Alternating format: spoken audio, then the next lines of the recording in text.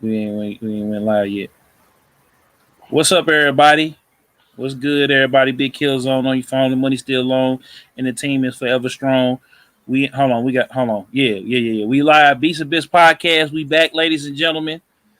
This episode is not brought to you by Megan Rand, but shout out to him because this is a one-on-one, a one of 100 T-shirt.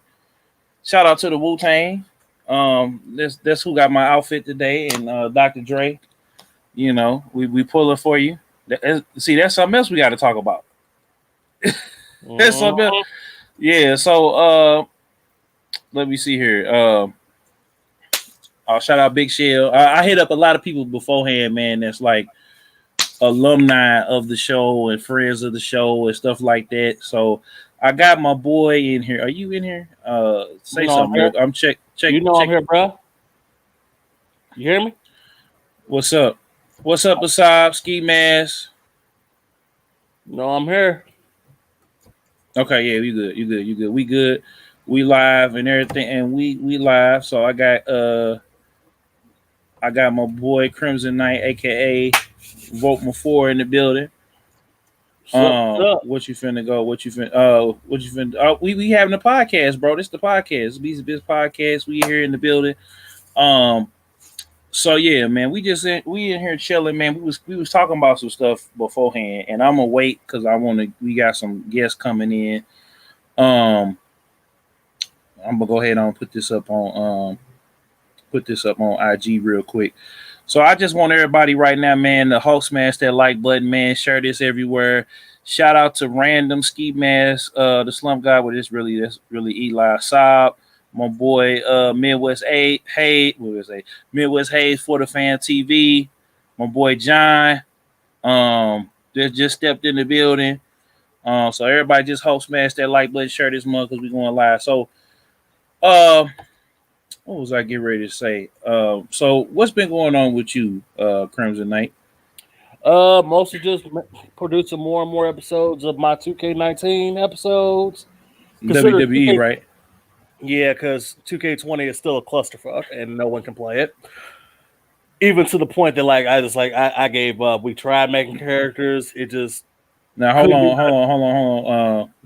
on. Crimson Knight. We on YouTube now. We on curse, but it's all good. I'm sorry. You good? It was a nightmare. It wasn't good. Nothing worked. It's like I don't know what happened here. And we would get through making characters. Game crash again. I forget it. We just gonna stay on 19. So we just been producing episode after episode after episode. And I got pay-per-view tomorrow. We got No Mercy we're doing tomorrow. Mm-hmm. So we're gonna go live on Twitch, probably around like a little bit afternoon. Go ahead and live commentary with it. But it's gonna be interesting. Okay. Other than that, just playing through other games. I might be getting ready to stream the whole Return to Arkham. Because I'm finna do that next. Okay. And then I might redo my RE2 and RE3 playthroughs. Yeah. All I'm gonna do is make puns with it, man. That's all I do. Yeah. With me, I mean, ain't been too much going on. I mean, it's basically just been working. What up, Eli? Eli, we are not talking about that in the chat. We gonna talk about we catching up, and we about to have a couple more guests come through, and we're gonna talk about some preliminary things beforehand. Yeah, but with me, man, I just been working, streaming. I went and got when the family was here. They was on the stream. We went to Vintage Vinyl. This is actually my first vinyl right here. I don't know if you see it. Oh, so this is the Def Jam. This is the Def Jam promotional vinyl, limited edition vinyl. And so it's got MOP and CNN, and then it got this was actually on the game. This right here. I know, man. Dude, I had that game. That so was it. Yeah, so that Method Man was like my favorite. If they hurry up and make another one, I'll buy that day one. But see, they talking about like right now, they talking about once Def Jam hits 1 million followers on Twitter. What's up, Random? Haven't they hit like over 1 million already? No, they had 900,000. Yeah, I Man, come know. on, y'all need to look, man. Just hurry up, smash that follow button on Twitter. I Yeah, so really, really, really would like another Def Jam Vendetta game. All right, yeah, because they we don't talk the about Icon. yeah, I mean, I got Icon, and I'm gonna say this about Icon. Icon was a cool game, but it was a poorly executed game. It was a cool Yeah, concept. It was but poorly executed. compared to seeing as where we came from Vendetta and then Fight for New York to this is like, Yeah, yeah. And then you got to think Kevin Lyles, I think, left Def Jam, and he was the one. Um, he was the one that kind of spearheaded the whole thing. You know what I'm saying? yeah, So it was just one of them things where, you know, we didn't have the same creative team behind it. You know what I'm saying? yeah. When So that changed hands, that's usually like already that's gonna be a problem already. We saw exactly. that with JW2K20. They gave it. Exactly. They went from Ukes to Visual Concepts, and Visual Concepts didn't know what they was doing. Mm-hmm. And then they giving out the B team. You know, they not even putting the real team on the scene. You know, to make it happen, because if you got a basketball developer, let me see if saying it is if you got a if you got a basketball developer, right? You're not about to really take that time or take that love and respect, you know what I'm saying, that you got for basketball for a series that you don't know nothing about. Like you might have helped, you know what I'm saying, you might have helped put together the what you call it, the online, but you didn't really, you know what I'm saying, you really ain't didn't actually do nothing. exactly, you really didn't do nothing. So And that's why we don't have no NBA Live right now. Yeah. Random ask in the chat, you know, do you think 2020 was the worst year so far? I mean, some bad things have happened, but you can't really judge the year until it's over and in the past. Then you can say, yeah, this was it. I mean, like you can't criticize it in the middle of it. Like you can criticize things that's happening, but you can't really flat out say, oh, this was the worst thing, this worst year or whatever. Because you can't really do it in the process of it. You got to wait till it's afterwards. And it's like, yeah, 100% without a shadow of a doubt. mm-hmm. I ain't gonna lie, some bad stuff that happened to kind of everybody this year. Everybody. And I gotta ask you, man. I just seen something. Dr. Dre versus not versus Dr. Dre and his wife divorcing. Cardi B and Offset are divorcing. Now, Cardi B, they came out and said that it was an amicable thing. They couldn't see eye to eye. And I figured everybody wanted, he cheating, he doing this, that, and the third. You know, he's a scumbag. Whoopty whoopty whoopty whoopty woo. But you know, they want to hurry up and tear the black man down. Now, a couple weeks ago, they was screaming there with the whole Megan and Tory thing. Like, my question to you is, man, where is the love at, man? We don't see these couples really stand together. You know, everybody is cheating. Everybody got multiple people. Like, what happened to Marvin Gaye? And when he said, well, not Marvin Gaye. Was it Marvin Gaye? Marvin Gaye, let's stay together. Like, what happened there? That's Al Green, but I'm tripping. See, but, you know, like flat out. Wait a minute, damn. These people. Al Green, my bad. OG to the OGs. It's some people out here that's they in this whole hookup thing, and it's like you can't go into a marriage like with that hookup mentality. Like, yeah, we hooked up or whatever, and that's just it. That don't work. Like, you actually got to actually find it in yourself to say, can I live and stay with this person and have that loyalty for them? Because if you ain't got that, you ain't got nothing. But it's like a lot of people especially in this generation, they more concerned about hooking up rather than actually trying to have an actual real relationship. And I mean, like I get it. There's all people got all kinds of relationships. You got people that they like being swingers. Some people like being polyamorous or whatever. But Mm-hmm. like if y'all don't talk about that and y'all think this person is right for you and everything, and then you find out later, okay, well, you should have brought that up long before we said I do, Mm-hmm. because divorces can be costly, and it's like, man, I don't know, like it, Yeah, man. like before people need to start getting together, they need to like lay all their cards on the table of what it is, rather than I need to find out year 5, year 6 into this. Mm-hmm. For sure. I mean, and that's what I'm saying. And then too, we had like I had to say like you right, and I feel like what it is a lot of people like in the entertainment industry. It's like it's a lot of temptation, and I still stand behind if you super duper popping and you didn't come into this thing with somebody like a Snoop Dogg or E40 or somebody like that, you Mm-hmm. might as well be like Too Short. You know what I'm saying? Because you're gonna always have that temptation. Like yeah, you want to have a girl to be there or whatever, whatever. But you can have it, you know what I'm saying, without having to trying to commit when you know you ain't commitment ain't a thing that's for you. Like I remember Nick Cannon was saying that he was so stressed out being married that he passed out. You know, his lupus had flared up. You know what I'm saying? Yeah, So it was just like, bro, you already know you dealing with something. You a healthy guy, but this can attack you at any moment at any time. like So it's like at what point do you say to yourself, "This ain't worth it"?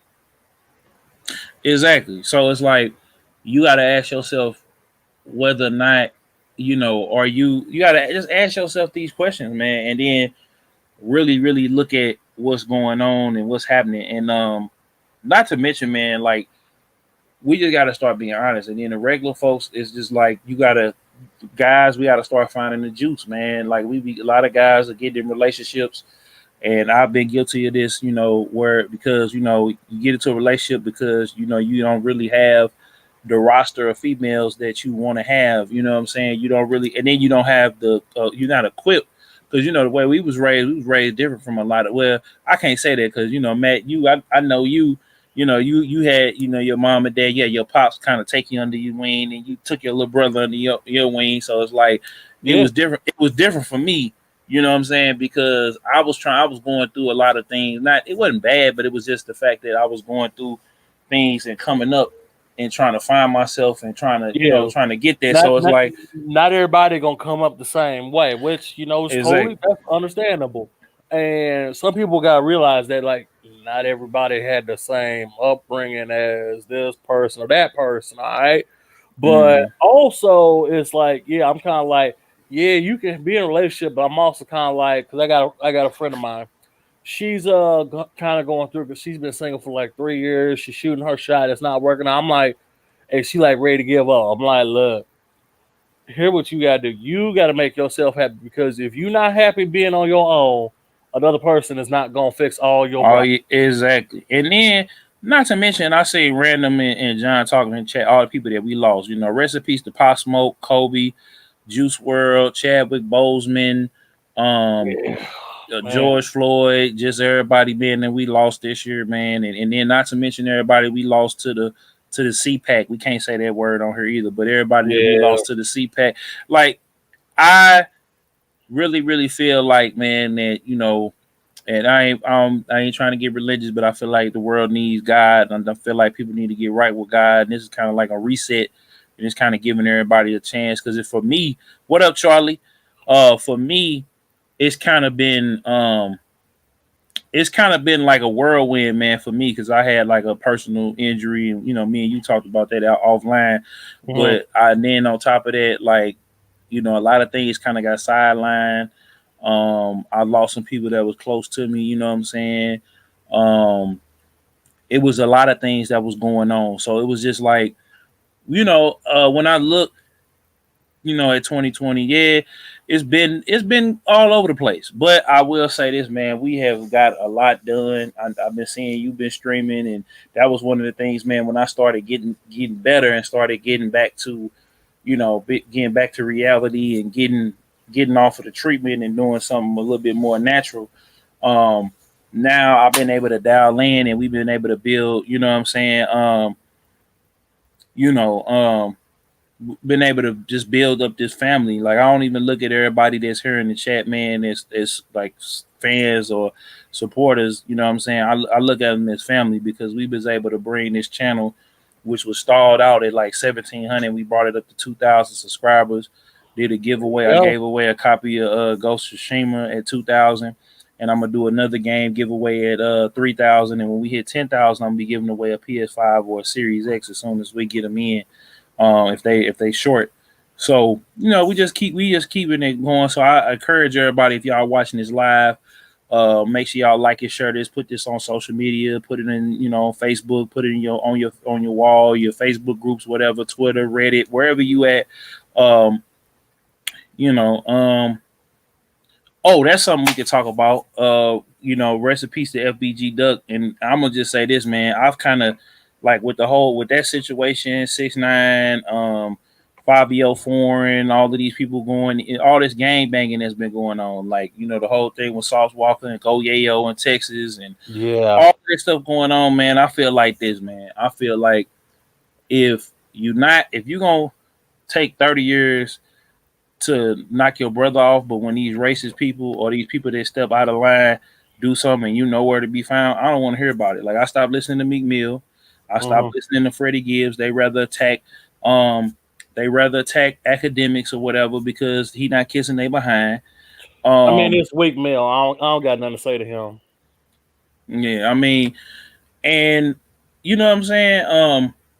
What else, man? Like everybody looking at the 6ix9ine, but it's like y'all still letting, George Zimmerman and all these other folks walking around here, but y'all gang banging and all that. And then and I'm a civilian, you know what I'm saying? So I don't agree what's going on as far as the law enforcement situation. Like I think a lot of things need to change.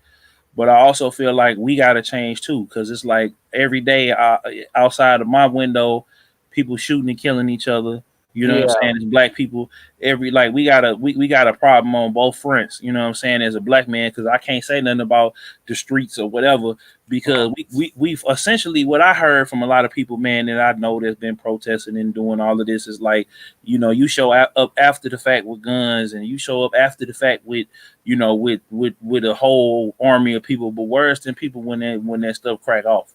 Yeah. Like where's the people like immediately? Like why like if you so gangster, if you so this, that, and the third, that's my question. So I kind of have gotten away from, listening to all of that stuff and putting that stuff in my ear, in my psyche or whatever. You know what I'm saying? Still artists that I listen to here time to time, but maybe I'm just getting old, Maybe. I mean, things change as you get older. Like I look back at like some of the music I used to listen to, I'm like, man, no. Like now it's like no. Like back then it was like, yeah, it's what it was, but like now it's like, dude, like. Well, I mean, because back then it was just like when we came up, we had crunk music, we had gangster music, but they had bars, they knew how to make a song. It's just literally them coming on with the same beat. Yeah, it's like they killing that beat from 2002, man. And it shouldn't be that way. It's like, can y'all actually, get in the studio and actually do something? Yeah, man. And that's the thing, man. And Random just said, from the UK, it don't matter if you're a civilian or you're a rival game, you get shot or stabbed, and to me, that's sick. You know what I'm saying?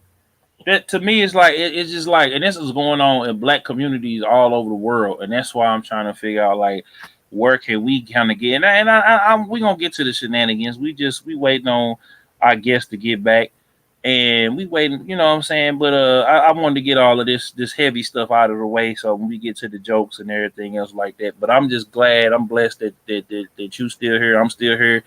All man. Like we straight and we healthy, man. Like it's a blessing. You know what I'm saying? I'm glad that you like every day, like I get up, thank God, have me breakfast, take my vitamins, Give me a whole full glass of orange juice, full day supply of vitamin C.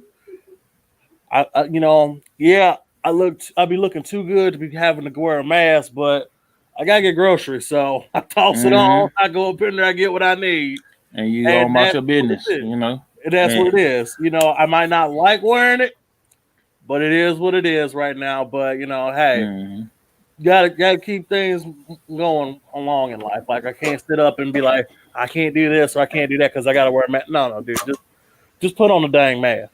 Soon as I get outside back to my car, that's like a coming off.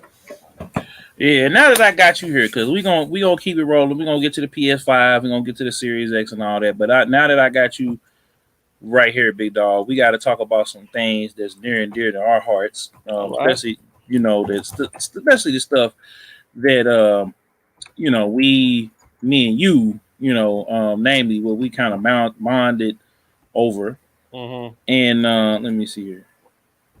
You go ahead and pull that up. Y'all gonna get to see the back lot. The Yu-Gi-Oh stuff, man. Yep. It's kind of, I'm kind of looking at everything, man, that's coming out, and I'm very, very, very, very happy. I just got like the majority of the Infernoble Knights, man. You know what? I was getting ready to hit you up because I was like, "Yo, I got some buyers. I'll give you $100." I need regular rolling right now. But I got like almost everything else for that's out right now. I'm like, keep it coming. Let's see what else we can get.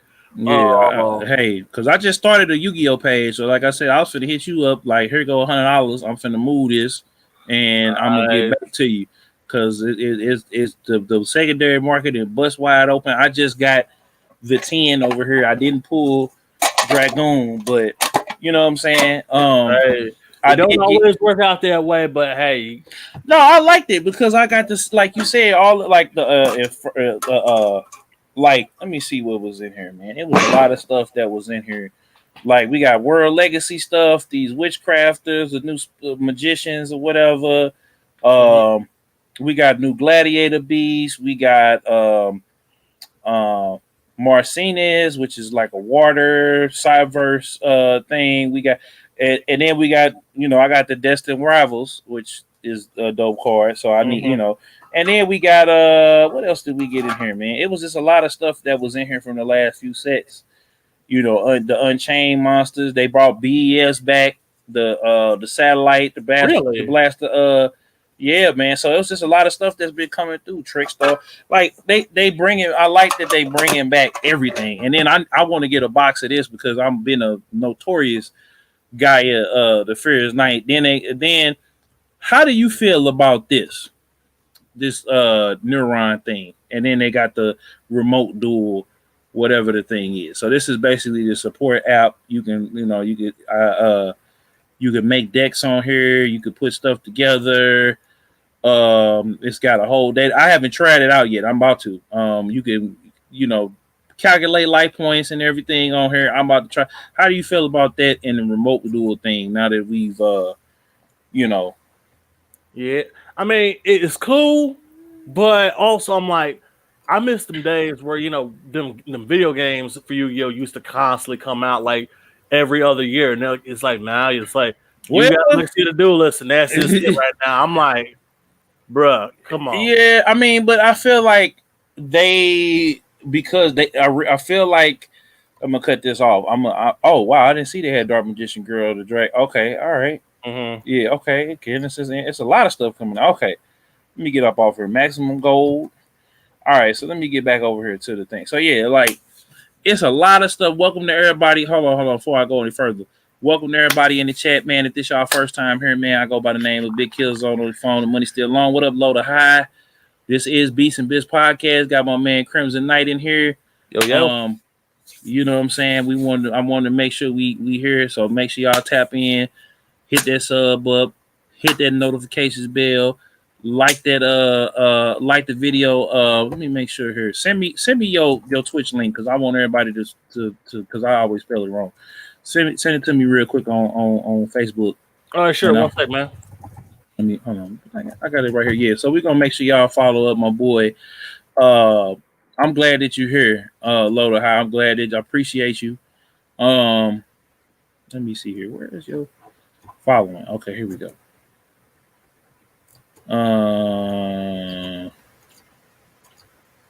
Here. Okay, cool. I got it right here. Bam.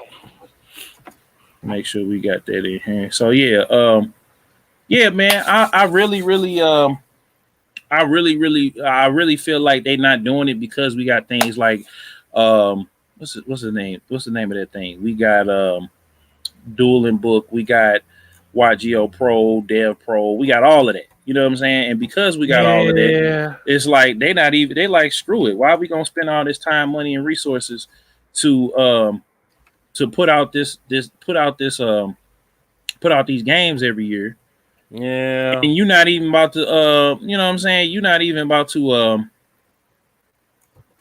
you're not even about to play it because y'all playing it over here and y'all got all the cards for free. So they're like, okay, if we can get the people that we want to get to, we get the people that we can get to or whatever, then we'll do that. But we're not about to go out of our way so that we can make a whole full-fledged game and all of this, and then y'all don't buy it. That's I think the rationale with them is that. Well, they started selling less and less and less after like so many times. Like the last series that we had that had a fully consistent game like every year was 5Ds. Zexal had one game, and then it came out digitally for the 3DS here in the West. And by the point it came out, Zexal 2 was near the end. And that was all about Zexal 1. I'm like, bro, like this is outdated. Exactly. Like, no, man, this ain't gonna work. And like, well, we can update it, man. It's too late. And then now you just get Legacy of the Duels, which is cool. But I'm like, man, it'd be real great if I could just like do something. But that's probably not gonna happen. So, how do you feel about the whole Harry Potter, the new Harry Potter game that's coming out? The what is it called? The what's the name of this game? Hogwarts Legacy. I mean, it looks cool so far. I'm like, okay, it's got RPG mechanics. You can get sorted into any house pretty much that you want. I mean, it looks good. The thing is like, okay, I want to see a little bit more before I say, oh, I can commit to buying this.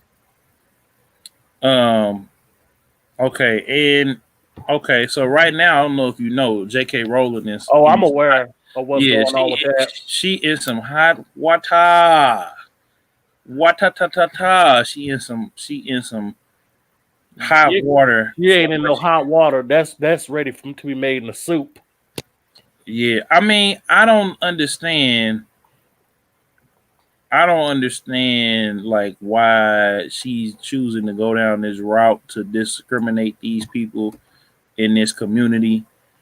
I don't understand what the problem is, because me personally, you know what I'm saying? Me personally is like, what does she? What up, Abigail? What does she stands to gain for doing this? Like, should she feel like nobody's paying attention, so she needs to make some controversy and target? I mean, it's partly that, because it's like, when was the last time we talked about J.K. Rowling that did not include the words Harry Potter? I mean, the Casual Vacancy was a good adult, you know what I'm saying, but story, and it was big. It was on HBO, but it don't pull down Harry Potter money though. No, but she don't. I mean, that's the thing. Like, that was her whole thing was. I think, I don't know. Somebody must have got in her ear, because me personally, I feel like somebody had to get in her ear about being irrelevant, or it started to get to her. Something happened, because she's kind of coming off like controversy creates cash by like, oh, I'll do something like this, and you know, I'll get more people involved on this or that, to the point that it's like, okay. Yeah, like it to me. I mean, she pops a trending on Twitter for saying or doing whatever, but it's like, I don't know, man. Like she just like I think she needed to get off that whole thing that I need to say something about this or that, you know, to keep my name out there because like it's taking a lot of people that like your work and they're leaving it, man. Mm-hmm. Next thing is the boys. Like I know, have you watched the boys yet? I crack open a cold one when I watch The Boys. Oh, okay. I haven't watched There the you last go. 2 episodes, but That's how you got to do. You got to crack open a cold one, bro. how did you feel? How do you feel about the series as a whole? Because um, it kind of like has like polarized the whole superhero genre and community. Like it's Because flipped everything over on top of his head. The Boys is not about, you know, superheroes being all good guys. It's like, no, dude, come on. This is a deconstruction of, you know, superheroes being, you know, these good guys. Like, they got good PR, but they terrible and they go in the back room. That's it. Mm-hmm. And, you know, it is what it is. Like, you know, I used to love Malibu and Image Comics growing up before Mm-hmm. DC and Marvel bought both of them. Mm-hmm. And those were just like they were characters who was like the X-Men, like the Avengers, like Justice League and all that, whatever. But Mm-hmm. these characters would have like actual issues to go through. And some of them would just have problems. Like Topaz is like Wonder Woman, who's a misandrist, up Mm-hmm. to like a whole like up to 200%. But then again, you find out, oh well, she comes from a planet where all the men are, you know, subservient to the women. She's the queen of them, of all the women on this planet. And then how they managed to get them to work with all the dudes of Ultra Force. Well, they basically point out that, oh yeah, Bill Clinton don't run the country, his wife do. And then Mm-hmm. she goes along with it because she's able to just take that and run with it. And I was like, wow. Mm-hmm. That was just like, wow, that's interesting. But you know, it was good while it lasted till Marvel bought it. Mm. I feel like now more than ever, I feel like that we needed a shake up. It really set the tone for that in Watchmen, which I haven't watched all of of that series yet. Oh, it's You know, great. I watched the first episode and then I need to go back and get into it. But I feel like we're getting a lot of great nerd TV. Like we got Westworld, we got Lovecraft County, we got The Mandalorian, we got the last and final season finally of Clone Wars, which I haven't watched yet. So it's like we got all of it. We got all of this. We got all this good, great nerd TV. Then the animes is still popping. Um, I got to go see Tenet. Tenet was a dope movie to go. I don't know if you've seen it yet, but Tenet. No, Oh not my god. yet. Oh man, we're going to talk about it later on when you go see it because it was one. I got to go see it again and go see it. Try to catch it early at the OmniMax because ain't nobody like they doing limited seating up in there. So Well, yeah, like everybody's doing limited seating. Buddy of mine works at like, you know, different movie theaters. He's like, normally it takes like 30 minutes in between shows for all this kicked off. You're like, now it's an hour between shows, so that means it's less shows. And it's like, well, we have seating capacity and this and that. It's like, wow, dude. exactly. And I wanted to get they were showing Akira and they not even it's gonna be in Chicago. I low key want to hop up in the whip and go to Chicago because they opened up Galloping Ghost again because I was supposed to be in Chicago right the week after everything hit. I was gonna be in Chicago. I was gonna be Ubering everywhere. I was gonna be going to Galloping Ghost. I was gonna go see Akira. You know, in Chicago, they got a 40X out there. So, but now they getting ready to, they getting ready to put this 4K set out. Yeah. And so, and then they I don't know if they're gonna put it out here in America, but they about to put that mug out. And how do you feel about it? Because we just got the 35th the collection, the movie finally hit Blu-ray. I got it over here. Like, and then they put a lot of anime in the theater. Like we had, DBZ, we've had My Hero Academia. Like, it how do you feel about the anime research?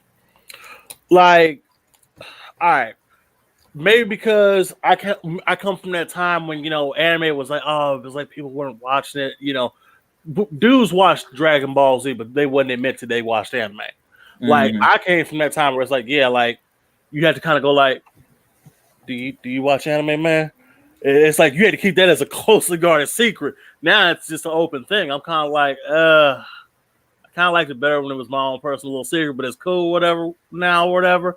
But like anime having its resurgence, I mean, it's good, but also I'm kind of like, some of the quality of the anime is like my issue. I'm like, I come from that, 80s and 90s anime where it's like, oh, dude, this was awesome. This movie was this movie was that.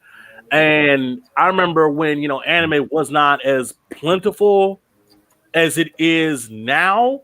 Like, we were lucky to get a movie and if it got a dub. And now it's like everything coming over here with a dub or whatever. And I'm just like, No, it used to be a time when, we didn't get a dub for every show. You were lucky if this came even over here. And I remember when, especially back when Toonami, because that was, a lot of people's gateway, it was Dragon Ball Z, Zoids, Gundam, Cowboy Bebop, Sailor Moon, Outlaw Star, yeah, all of them shows. And now it's like, I actually stayed up one night to look at Toonami on Adult Swim, and I was kind of like, Toonami can be its own freaking channel, dude. Like, it doesn't need to use the Adult Swim label no more, because it's like Adult Swim needs to kind of get back to being how it used to be. I feel where it's like it's on every night, and I instantly don't care no more. Like, I remember when Adult Swim used to be. When it first started off, it was Saturday, which was all anime, Sunday, which was all your comedy shows, and then they expanded it from Saturday to Thursday. Whatever you missed on Saturday that was new, and whatever came on Sunday that was new, you got on Thursday. And that was like your second chance before the weekend hit, so you could catch up. And now with Adult Swim being on every day, it's like, it don't have that impact. Well, I don't know. I agree with you. I feel like Toonami could be its own thing. I feel like they could, but the thing about it is, Cartoon Network don't want to pay that licensing. That's the main thing, and they just don't want to pay that licensing. Shout out to Asab in the chat, and salute Tyrone Woodley, man, from STL. Shout out to him. I hope he win that UFC fight. Yeah. But like, what's the name? Like, as Toonami always used to say to us, especially whenever they put up them, hey, we're putting out the artwork that people sent to us. And it's like, now I know you're wondering why it's this weekend instead of next weekend.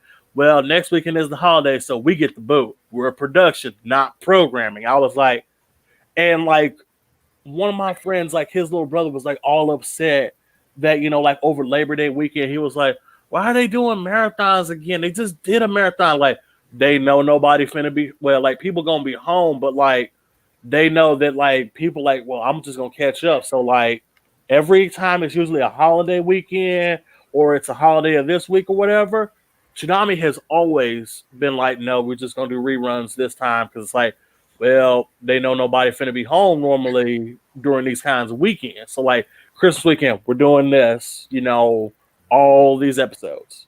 You're not finna get nothing new because it's like they know nobody finna be home. What do you think? Random said, what do you think about Rick and Morty and BoJack Horseman? I like Rick and Morty. I can't stand some fans of Rick and Morty that they act like it's the greatest show ever. It's a great show, but like they're like, you have to be a genius to like, understand. I'm like, no, you don't. Not for real, no. Like, nah, man, you don't gotta be a genius to know that Rick and Morty is a good show. Like, that's the kind of thing that gets on my nerve. BoJack Horseman, I love that show from beginning to end. Like, I remember when season 2 came out, here I was, I'm sitting at work watching it. Like, like between like the first, like when it came out, I was watching it just like going through like episode after episode after episode. Get off, go home, and it's like finish up the season in one day. Mm-hmm. And that show was just good. And I'm kind of glad it ended because it got to a point where it's like, okay, you need to get to the end because it's like, okay, I don't know what else you can really do. And it ran for as long as it needed to. It doesn't run on too long because, like, some shows it's like you on season 20. Mm-hmm. Oh yeah. Like I'm like The Simpsons now. It's just like you on season 31. Yeah. I'm like, you hadn't really been good. Like you kind of caught off that post movie season. It's just like it's not as good. And there's a lot of shows, especially like especially if it's a TV show that was a cartoon that got a full on movie. Like Rugrats after its first movie was good still, but after that second movie, it went down immediately because there was like no time to like between the first movie and that next season starting. It was like about 6 to 8 months before new episodes came out after the movie. When that second movie came out, you had 2 weeks, and then new episode started. So like if you just didn't see the movie or whatever, you was out. You didn't know who this new character was. You didn't know that Chucky just all of a sudden got a mom or whatever. It's like, what did I miss? It's like, yeah, like if you didn't see the movie, you just out. What up? What up? What up? What up? What up? What up? What up? What up? What up? We got Breezy in the building. Here we go. What's going on? What's going on, man? The return. What's going on with these spicy nuggets from McDonald's? Oh, is it good? Yeah, I've had better hot nuggets. Oh, okay. They damn time making these nuggets though.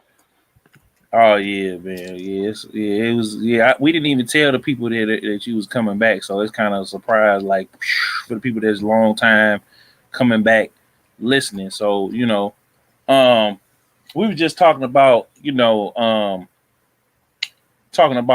how broadcasting has changed and how they just drop a whole season on us, or they now with the boys they have switched to the Fridays model. So they're not just giving you the whole season. And same thing on Netflix. They trying the Fridays model out with certain shows. Same thing with the other networks. They simulcast and everything like the what you call them, Power and P Valley and everything. Which was P Valley was good. Like I didn't think it was gonna be that good, but it was good. Can't even lie. You know what I'm saying? It was good, and y'all should check that out. But we got Breezy back in the building, man. Everybody make some noise real quick in your head. And then but no, everybody make some noise in the chat, man. Yeah, man. Shout out to Breezy, man, for coming back, man. I appreciate you for coming through, man, because the show the show ain't been the same since you left, and I think Crimson Knight could kind of, Phoenix Knight could kind of attest to that. And a lot of people, in our group chat, and a lot of people have been asking us about when the podcast was gonna come back. So, Breezy, I'm gonna let you tell the folks who've been asking, because they've been asking for you. You know what I'm saying? They've been asking for you. We got a lot of new people here, but we got a lot of old school people here too. Loader High, my boy Midwest Hayes. There's a lot of people that have been asking, Link, Crimson Knight, Phoenix. I keep on wanting to call you Phoenix Knight. So what you been up to, bro? Is everything good? Everything all right? I know, but just let people know what's been going on with you, man. I've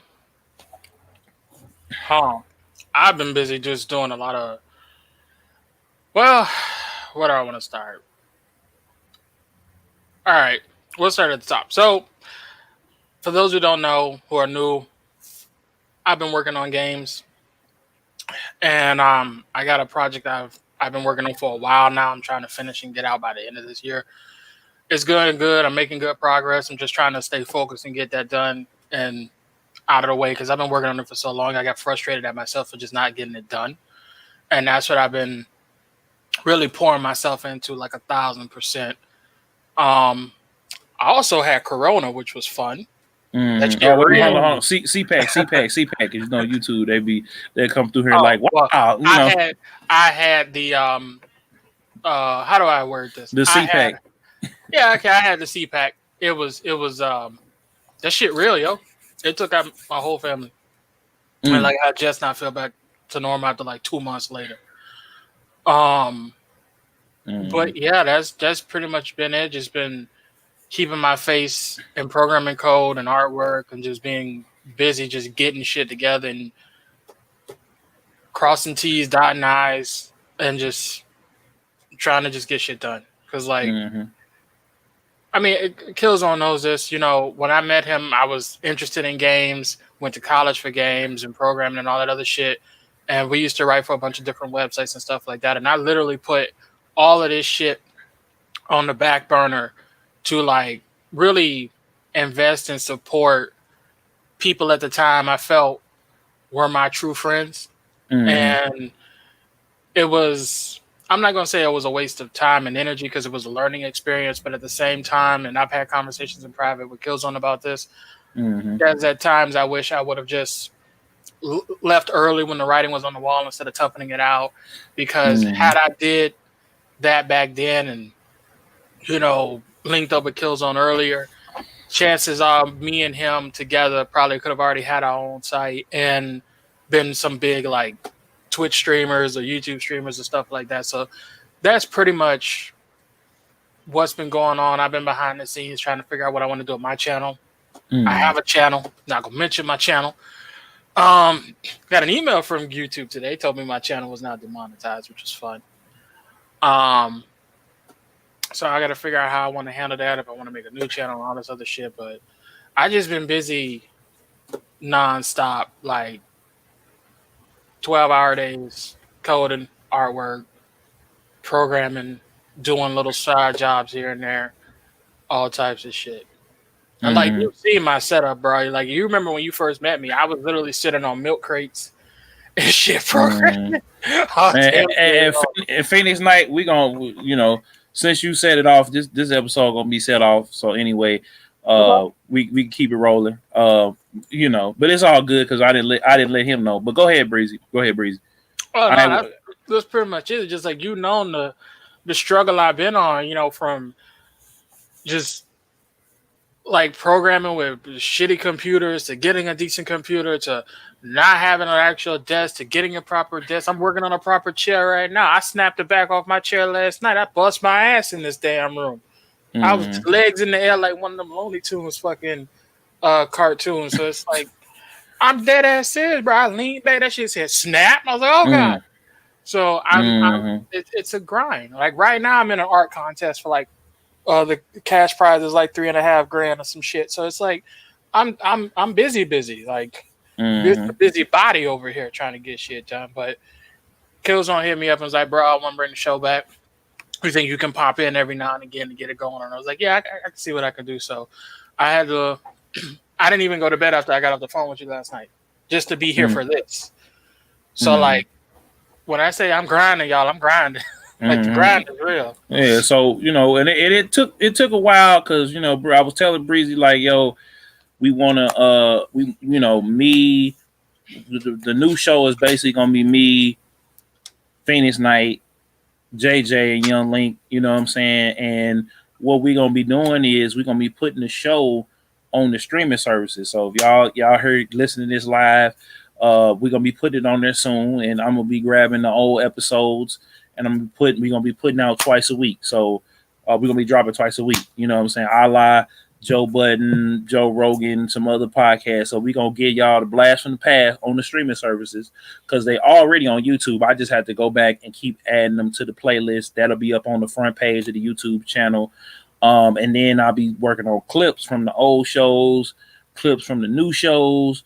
We're gonna, make sure that we get everybody, mic'd up, cammed up, and everything else like that while we in quarantine. And just, kind of just building this up because I appreciate all of y'all here, man. That's here, my mod squad that's in here, Charlie Asab, random. Shout out to Cryro. I know he working on some stuff and he been in school, so he probably doing homework or with the family or whatever. And so, I'm gonna be coming out with a stream, a poll for the stream schedule, games for the stream schedule. We got the PS5 secured. We're gonna talk about that. We was kind of waiting on Breezy to get in, because he didn't even have a chance really to eat or really decompress, you know what I'm saying? So he just been running.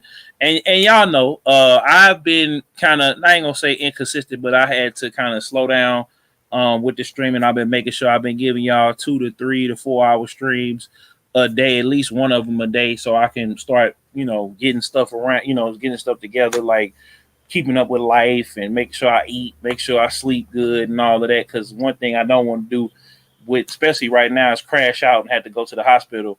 And, once Breezy gets leveled off and able to have some breathing room and some free time, we'll have him back on, because, I wouldn't have did this podcast without Breezy. Like, Breezy suggested that we do a podcast, and at first I was like, nah, but then we did the Jeezy and Breezy show from back in the day, and then we said, wait a minute, we need to make this something to like a brand. And then, from there, I kind of got distracted because I was doing the YouTube, and I started trying to chase money. You know what I'm saying? I was trying to make sure that, I had moved out. I was trying to make sure I stayed moved out. But, let me interject for a second here. Not only that, we like, and I hate to bring this point up because, we got some hate listeners out there, but like, to keep it a buck, both of us, you and I, were 1,000% committed to business ventures for other people whom we thought had plans for where they were going to take things. Mm-hmm. And because of that, you and I didn't really pursue things the way we should have, because both of us were hungry for it. We were both pumping out articles, video reviews, video editing, audio mixing. At one point, you were making custom mixtapes and putting them on websites that shall not be named. So it's like you and I both have had that hustler mentality. It was just, we are just so people focused at times that we feel if we can help other people succeed, then we'll succeed at the same time. And unfortunately, it don't work like that. It don't work like that. We put our trust and our faith in the wrong people, and they used us to their own benefit. And even now to this day, they still carry on this way, making empty promises. I won't say false promises. I'll say empty promises. And it's frustrating because I sometimes, and I don't know if you do this, but I sometimes go back and I'll see articles and videos and stuff I've written still getting 50, 60, 70,000 views. I have video right now, 500,000 views. I know you got some articles on website like M4G, 1,000 degrees. I remember when you broke the Mortal Kombat news and nobody wanted to give you credit, and you were the first one to break it when you went to the convention. And you and shout out to real quick, I mean, I know y'all had words, but John, because me and him, we had fell out, then y'all had fell out, but then me and him had made amends, and he tried to reach out. So whenever like, he was the one that stepped up and put it on N4G, and he has still kept going, because I was going to put it on N4G, but it just exploded. And I kind of said, you know what, let him put it over there because people didn't want to give me the credit, because people didn't want to, and it just caught on fire. Like, when he put it up on N4G comic, because he had stayed, consistent with the website, it blew up, and it got to comicbook.com. It got to IGN. It got to all these different spots, and, that relationship ended up proving fruitful and stuff on my end, because he did do I ended up getting into beta testing. We got some review codes for stuff, and then I kind of stepped away. We had some words, but I had stepped away, and in interim of getting back together, him and Breezy had some words, but I'm sure that'll work out whenever Breezy decided. John has reached out and everything else like that, but it's all love on my end. Whenever Breezy and John get to sit down, that's cool, because I'm staying out of it, because John has been there and has been a supporter of this show. It's just things that he said on the show and behind the scenes, but that'll work itself out in due time. But I want to shout out to him, because he did help with that, and that did kind of reawaken the channel and start bringing traffic to where when I started getting dialed into this in March, people was already tuned in from that, and people had started seeing me come back from that because that video is sitting at like almost 30,000 views. So that was like the first big video that had cracked and went viral on the channel in a long time. So, but go ahead, Breezy. Oh no, that was pretty much it. I think I've pretty much said everything I needed to say. Yeah, and going forward, you know what I'm saying? What up, Charlie? Going forward, like I kind of like Breezy. I kind of regret some of those times, but at the same time, now I kind of forgiven and moved on. Even though they still, you know, people still come in and let me know that certain people is sneak dissing, certain people is this, or certain like. But me and Torrance, shout out to Torrance Davis. Me and him had a conversation. We pieced it up, and he was basically just like, man, like don't even feed into it because they want us to go back and forth with them because it make it seem like they got haters.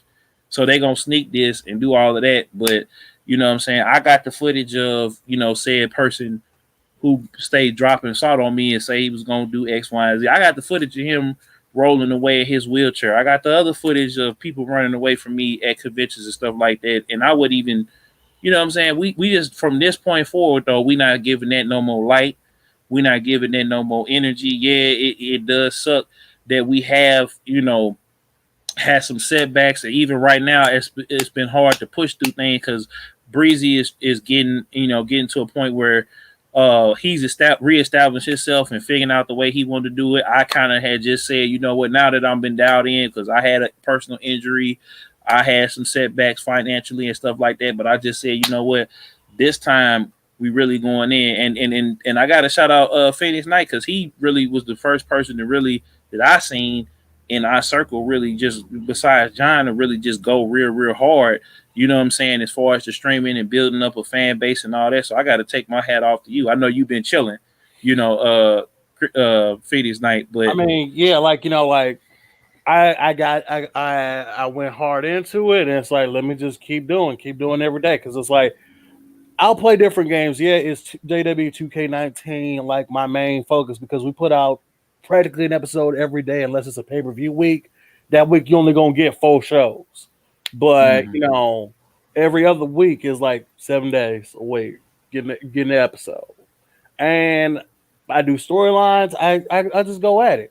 But you know, it's hard work. Like I gotta like take time, like you know. My you know we just got to go at it, but like you know sometimes you just gotta like say I'm doing this and you gotta go ahead and commit to it because if you're gonna go halfway into it, it's like okay, why are you doing this now? And you know it's what it is, but you know like every day is like just get up and do something.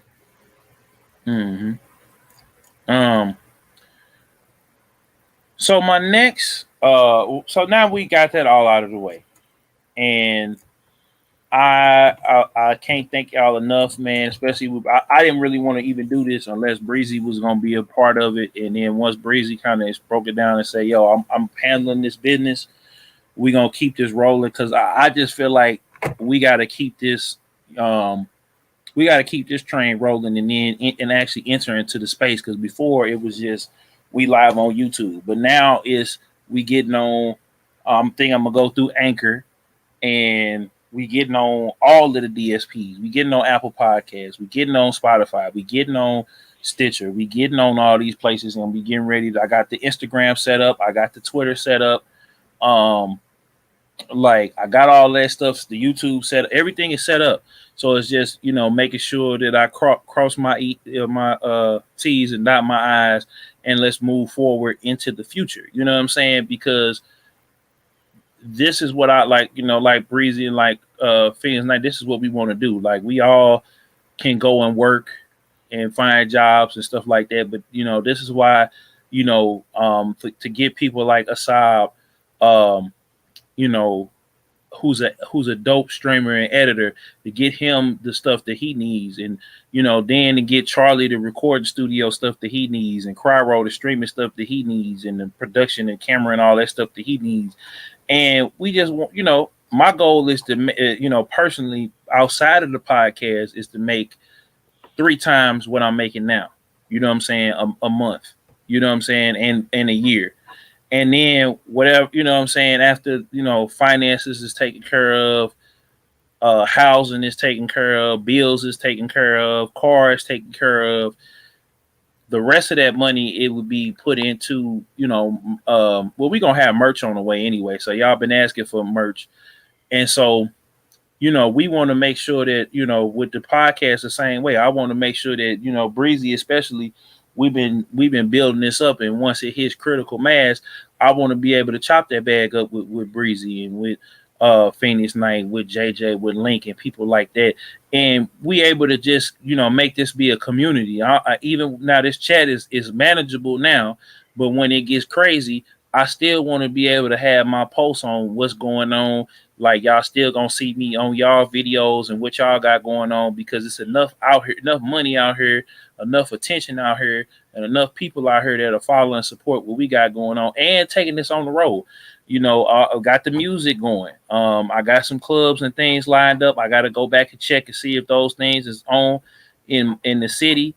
And then, taking that on the road too, and doing shows. And there's so many things that I have planned, and so many things that, we're going to be working on. And I'm going to be doing most of the heavy lifting, because I know these guys got things going on, but that's where we head into the future. Like, I'm not looking back at none of the stuff that happened to me personally in this game. Whatever that stuff taught us what to do and what not to do. So I'm not going to keep dialing in and focusing in on that, because God has brought us through all of that. You know what I'm saying? Whether it be loss a family or loss of jobs and stuff like that.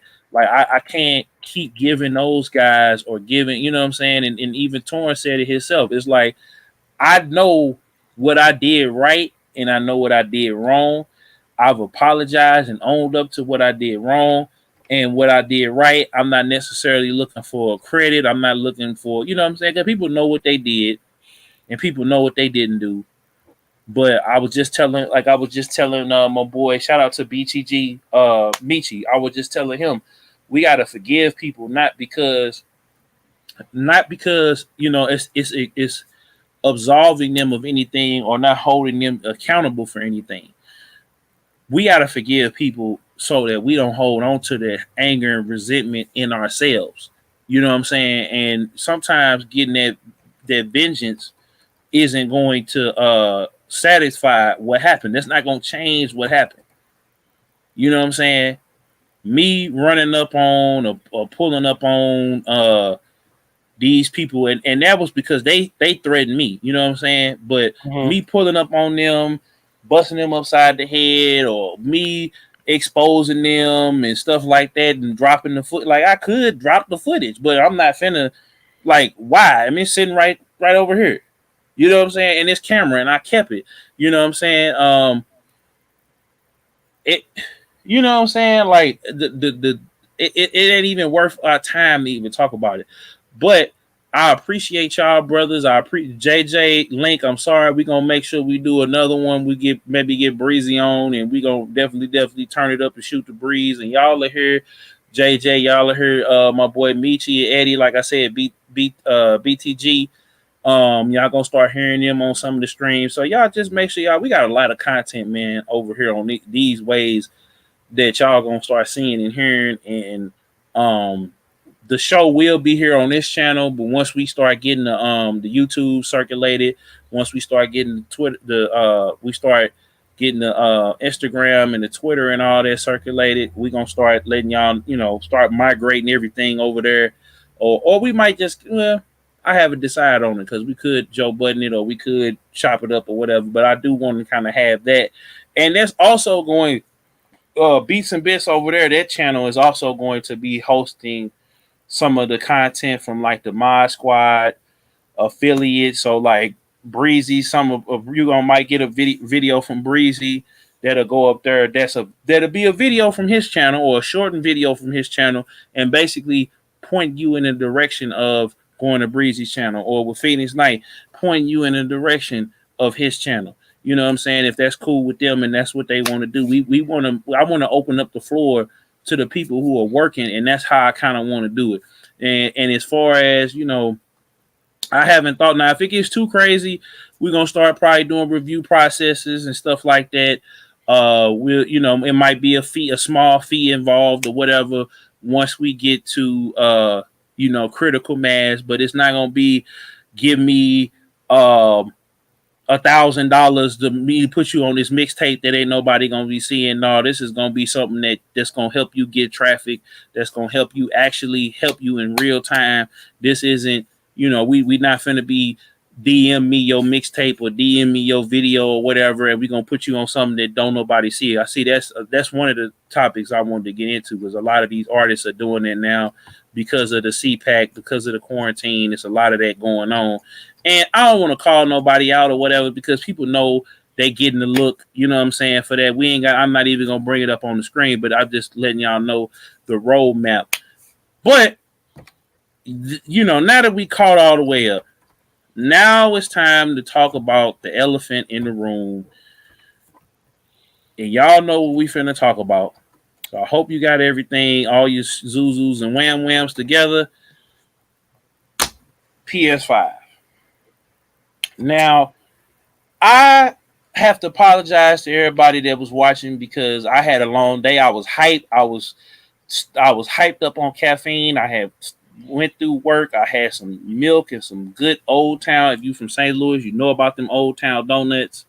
You know they legendary. So I was hyped up on that.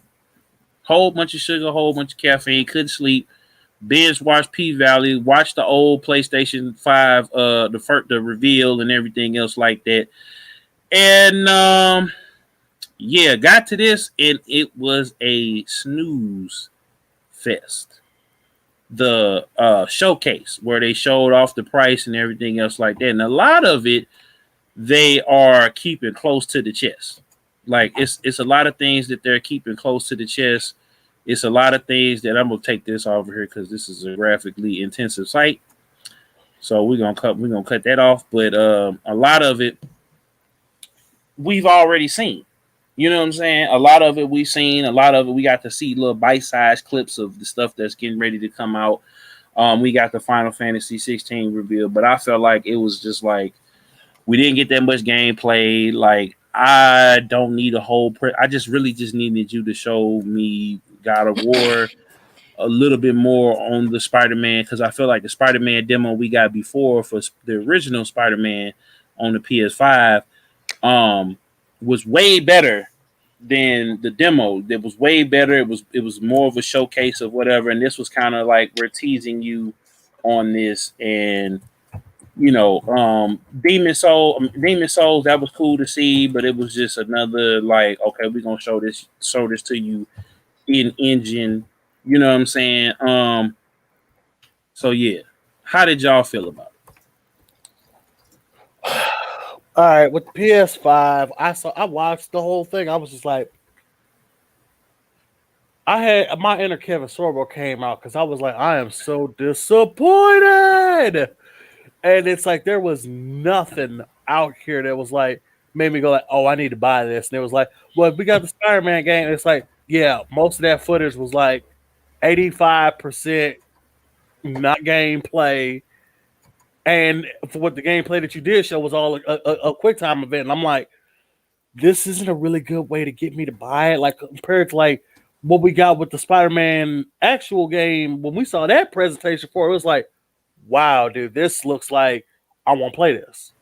Spider-Man Miles Morales look like we don't have that much to show. And well, I think they keep it close to the chest because they did the same thing with Last of Us, and they did the same thing with Ghost of Tsushima, and I think that's a good thing. It's a good idea. But for a console launch, it's like, I'm still getting it. I got it pre-ordered. We knee deep in the channel, so I'm gonna be getting the Series X, and then I got to figure out how I'm gonna get a mid-range laptop that can run Streamlabs, so y'all gonna be able to see what's going on. And Loader High brings up a good point about the cross-gen. These games will be cross-gen, so yeah. Go ahead. Feed name. I'm looking for the Final Fantasy 16. I'm like, okay, it looks cool. It's got a good idea, but I'm also kind of like, Square, you're doing it again. You're spreading yourself thin. Like the last time that they did this, where they announced like, well, we're working on Final Fantasy 7 Remake Part 2. We're still doing stuff with Kingdom Hearts. We're still doing stuff with Final Fantasy 14, and then we're just gonna go right into 16. Now it's like, bro, y'all spreading yourself too thin again, and that's gonna end up with what happened with that whole tragedy that was 13. Where y'all came out. I think they got different teams. Like I think they hired a whole bunch more people. I hope so, because I had a friend, like, dude was a young dude when Kingdom Hearts came out. He got a kid now before 3 came out. Yeah, I mean, I was like, wow, bro. I was 10 when the first Kingdom Hearts came out. Yeah, me too. I was 11, but go ahead. All right, go ahead. Oh, well, like, but like pretty much like my whole thing with the PS5, like me, I can't justify doing it right now because I'm like, everything that I kind of want that's coming out on PS5 is also either coming out on PC or PS4. So like Horizon Zero Dawn 2, Spider-Man Miles Morales, them coming to PS4. Sure, God of War 2, the new one, is coming to PS5, and I'll have to get one to play that. But my issue is just that, like, it's not enough to justify it to me. It doesn't look better for a launch compared to the Xbox Series X, which doesn't have many exclusives. Yeah, not right now. I'm like, everybody like, well, I'm gonna get a PS5 and I'm gonna play Madden on. I'm like, Madden 21 is trash right now. It's not going to be any better on PS5 or Xbox Series X. You just throwing away money. But, yeah. I mean, I can't justify it right now, considering, like, I got a PS4 and an Xbox One still. I still have all current apps up to date. So I still have Disney Plus, YouTube, Netflix, all that stuff. Like, I can see if you skipped getting a PS4 and Xbox One and you were still playing with PS3 360, and you just now moving over to a new system, okay, I can say go ahead and buy a PS5 or an Xbox Series X or whatever. But for me personally, I can't do it right now. I'm just kind of like, nah, I can do like 15 other things. But then again, also, I'm still building up a library for a Sega Saturn. So you know how that is. Breezy, how you feel? Lot to say. As far as an announcement goes, this was more like an announcement conference. I don't really see this as an actual like E3. I think a lot of people were looking at this as like an E3 type of launch, and it wasn't. Because you guys got to remember, the CPAC is here, and so a lot of things got shifted, a lot of stuff got pushed back, development got slowed down. So out of the big announcements, God of War is a big one. Demon Souls is another big one. Because that was been, in the rumor mill forever, and everyone's like, well, what is Blue Point working on? When are they gonna, show Demon Souls? They've been working on it. Final Fantasy 16. Now, this one's big, and I'm gonna tell you why this one's big. For those of you who remember Final Fantasy 14, when that game launched, that game actually flopped when it initially launched because they didn't know what they were doing, pretty much. And they had a guy come in named Itsuno, if I'm not mistaken, who is a senior game designer developer at Square Enix. And he has essentially become the lead writer, developer, and designer for 14, splitting his time between, not 14, I'm sorry, between 16 and 14. So this Final Fantasy is going to probably be one of the best Final Fantasies we've had in a long time outside of Remake. Not only that, the person who's heading up development, fighting-wise, combat-wise, is the lead developer who used to work at Capcom for the recent Devil May Cry. So unlike 15, when 15 came out and it was very stuttery at the beginning and, not very optimized, this Mm. game is probably going to be super optimized. Combat's going to be fluid, and it's going to be And super over the top. and this I think is Crystal Chronicles too, but they reworked it. You It know, possibly could be.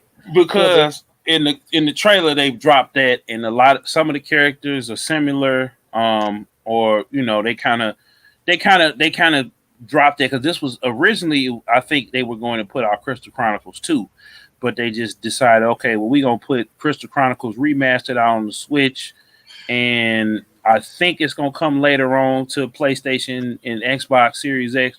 Now, me personally, I'm getting both of them because one, it's my 30th birthday. Two, we got this channel, and I know that it's gonna be hard for a lot of people to get it, but I want to be able to get it, hit the ground running, make the content, um, and build this up. Like we right now, I'm gonna just show something to everybody. But that's the case. I'm getting it, and I want to play Halo. I want to play some of the games that I have on my Xbox One that I can't necessarily play because of the fidelity, you know. So it's like I don't want to give people a subpar stream. I want to make sure that I got upgraded the router. I got to go get a new modem. So it's like, um, I want to thank everybody for rolling in and been checking out the videos and stuff like that. And so because where we at right now, we kind of hit a downswing a little bit because we lost a lot of the video views and stuff. I had a technical issue. Some of the videos got deleted. They didn't move a lot of them over to the upload section, but we thugged on, and it's still maintaining. And I want to just show everybody this real quick. So in a month's time, this is where we at real quick, and then we can get back to the shenanigans. But in a month's time, we were at 17 last month. Actually, not even a month's time. It's been 3 weeks, I think. And this is where we at. You know, we almost back to where we were. So that's basically if we head into this next year. My goal is to get this to 4,000 watch hours, which we'll do. And we have been doing it. And I appreciate everybody that's been coming in. And as far as the analytics now, let me head back over here. Everything has been going up, basically. I mean, let me hit the dashboard to show you. We did kind of hit a downswing a little bit because we lost that content. But this was at 1,000 or less views at the beginning of this year. And the watch time was basically like maybe, I want to say 30 hours of watch time. So that means that the channel has exploded over the last, and I'm going to bring it over here real quick. I just wanted to show everybody and thank everybody while we talking about this and make my point without being too long-winded, y'all. So my bad. But, just to show y'all where we've been at, this is the last 28 days. I'm going to back it up to the last year and just to show y'all what we've been doing. So as y'all can see, we went from nothing and we went up, and we're spiking right now, but as far as the views, the watch time, everything has went up exponentially over the last year. So I appreciate everybody. I appreciate everybody that's been supporting, that's been liking, that's been sharing, everything else like that. Because, like I said, in the last 3 months or last 4 or 5 months, everything just been going up. So I want to appreciate everybody. So that's my thing. As far as if you're a streamer, it's time. It's your time. If you're a new streamer, it's definitely your time. But I feel for Breezy and Phoenix Knight, like for the regular consumer, and as well as how they handled it, I don't think right now a lot of people just got onto PS4 and in the Xbox One X, Bruh. So I'm gonna finish the breakdown, and we could talk about the consumers. I think Spider-Man did what Spider-Man needed to do. Because, we remember when the original Spider-Man launched, you had Peter fighting, was it Mr. Negative? Yeah, On the scaffolding of the building, and it was a similar, it was half tech demo, half gameplay. It did what it needed to do. It showed, the performance of the system. The Harry Potter thing, take it or leave it. Resident Evil announcement, that's a pretty big thing. People have been looking for a new Resident Evil game, specifically one in the same vein as Resident Evil 7. Biohazard? Yeah, that one. Because of the VR element, and it's looking like this will be VR 2. The DMC 5 Special Edition, I'm a DMC nut. I play all the DLC games. I love the character action aspect of it, so people were excited for this. It doesn't look like that's coming to PC. That looks locked on PlayStation. Yeah, people, the PC boys ain't happy about that. Yeah, they're probably modded in though. Five Nights at Freddy's is meh. Yeah, yeah, nobody really cares about Five Nights at Freddy's. I mean, even the dev himself is just pretty much he's really just cashing in on all them Markiplier reviews and stuff like that. But as for the general consumer and what they want, I think most consumers, actually, let's take a step back. Yes, a lot of these games are cross-gen, but when you're talking about, I want something to look as pretty as it can look, because many of you out there probably have 2K and 4K TVs. Your PS4 isn't doing 4K. Your PS4 isn't doing 2K. It's struggling to hit damn near full 1080p HD 60 frames. So that is one big incentive right there to get the PS5. It's also backwards compatible with PS4, not 3 or 2 or 1. So it's a decent upgrade. I think Microsoft has more offerings in their back catalog than Sony right now currently. We'll see how that pans out in the time to come. I think a lot of the people, I know myself, when it comes to single player stuff that's cross-gen, it's PC. I can mod it out, make it look incredible and beautiful. But I think the general consumer is ready for a new console. And I'll tell you this, NVIDIA, because I do PC shit as well, NVIDIA just released graphics cards, right? During a pandemic. They're $700 cards. Granted, NVIDIA didn't have a large supply stock, but they sold out. They're already talking about in October, they're going to do a refresh of these cards where they're going to have more memory capability so you can actually load more textures into games and make them look even more high quality. These cards are going to be anywhere between $800 to $900. Granted, these are the Halo products for these companies, but people are interested. They're looking at it. I saw some people saying the PS5 no disc version for $399 was too expensive. And I'm like, these are the same people who bought a PS3 at $600. So I'm gonna say this too, man. I made a video I made a video last year. I made a video later this year, and I made a video. Like, everybody had time to save their money, to get their affairs in order, to get everything together. Because to me, I feel like people are complaining because we are mismanaging our money, we're mismanaging our funds, and I understand people's situations is different, but it's a priority thing. It's like, if you're not able to buy something right now, you just gonna have to wait. Like, I mean, I personally feel like technology is this is not a necessity. You know what I'm saying? And it's like, I'm putting in the investment that I'm putting in, because I'm a streamer. I'm making this content, and I'm doing it for those who right now, like, maybe can't afford it, or they just enjoy making the content.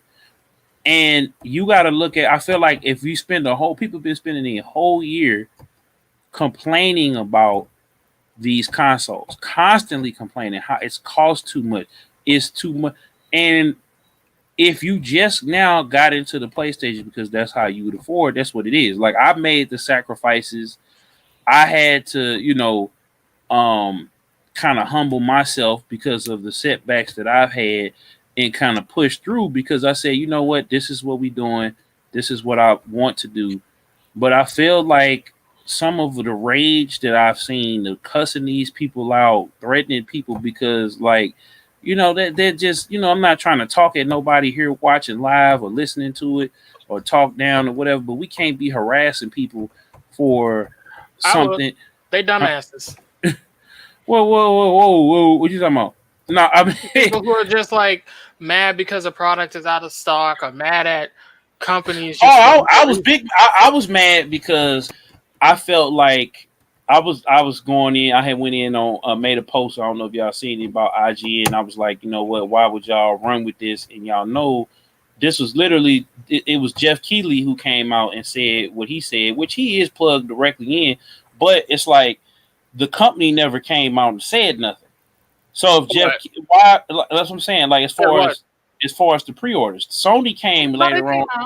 They came out and said something. No. They came out 3 hours after he started tweeting, and they started taking his tweets and making the what you call it, like, and then it 2 hours when the pre-orders went live. That's when Sony sent the press releases out to the news outlets and to the retailers that hey, these pre-orders are going out starting tomorrow. But the big box retailers, your Walmart, your Targets, all of them already were ready. All they had to do is push a button to make everything go live.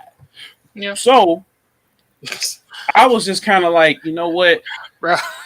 I had to apologize because I said, you know what, they wanted to get the story.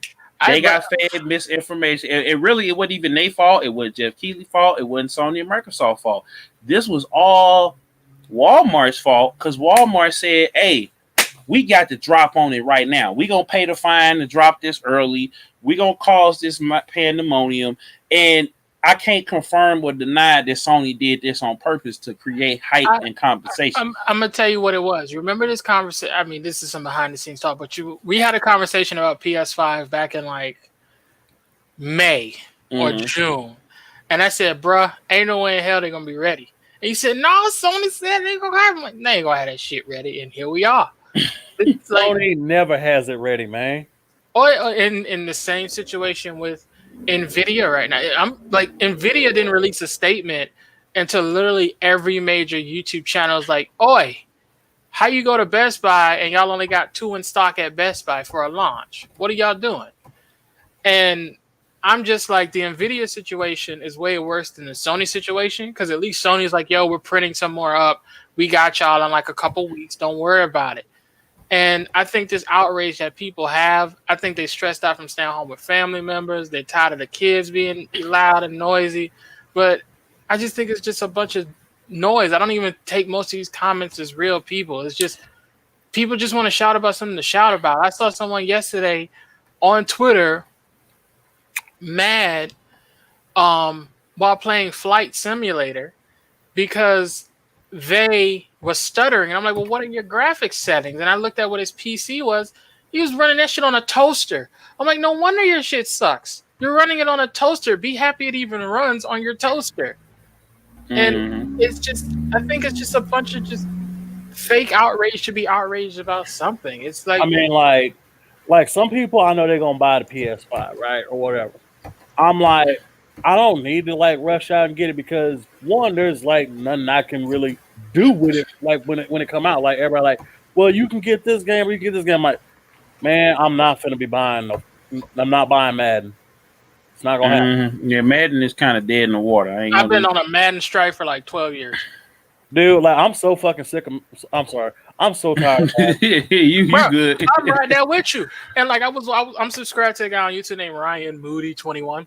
And the shit's hilarious because like he'll get on and he'll upload clips of characters glitching out and the players' spaces not being respected in the terms of the physical interaction between players or how the game is desperately always looking for animations. He had a glitch, well, not really a glitch, but he had an exploit the other day where if you're running and you do the like celebration, you know, when you're running towards a touchdown, like the taunt, it'll reset the AI and then they'll turn and run upfield to search for the proper animations to then come back down and tackle you.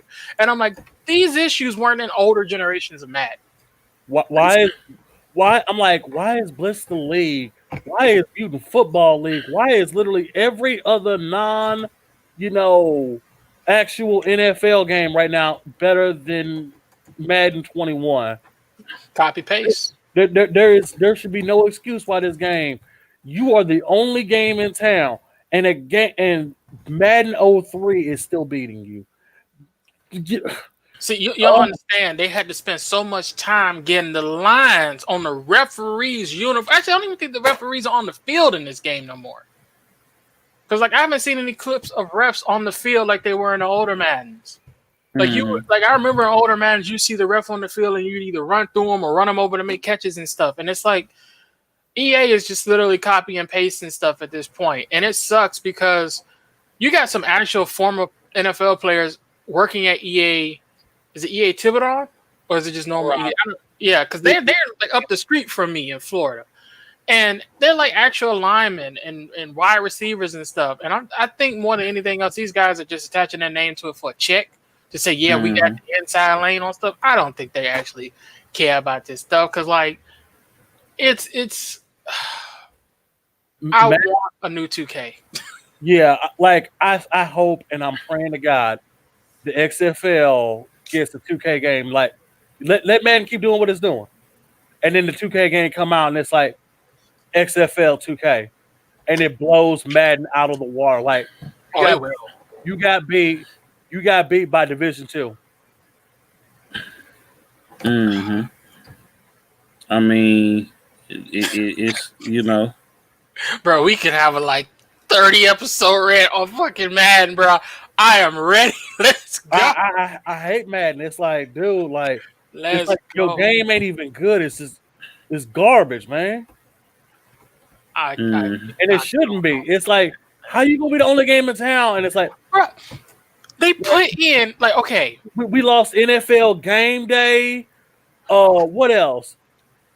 Game Day. There was ESPN NFL 2K. Yeah, there was also what was it Backbreaker we lost as well. Blitz is gone. We lost NFL Street's gone. Yeah, we lost all of this for Madden. Yeah.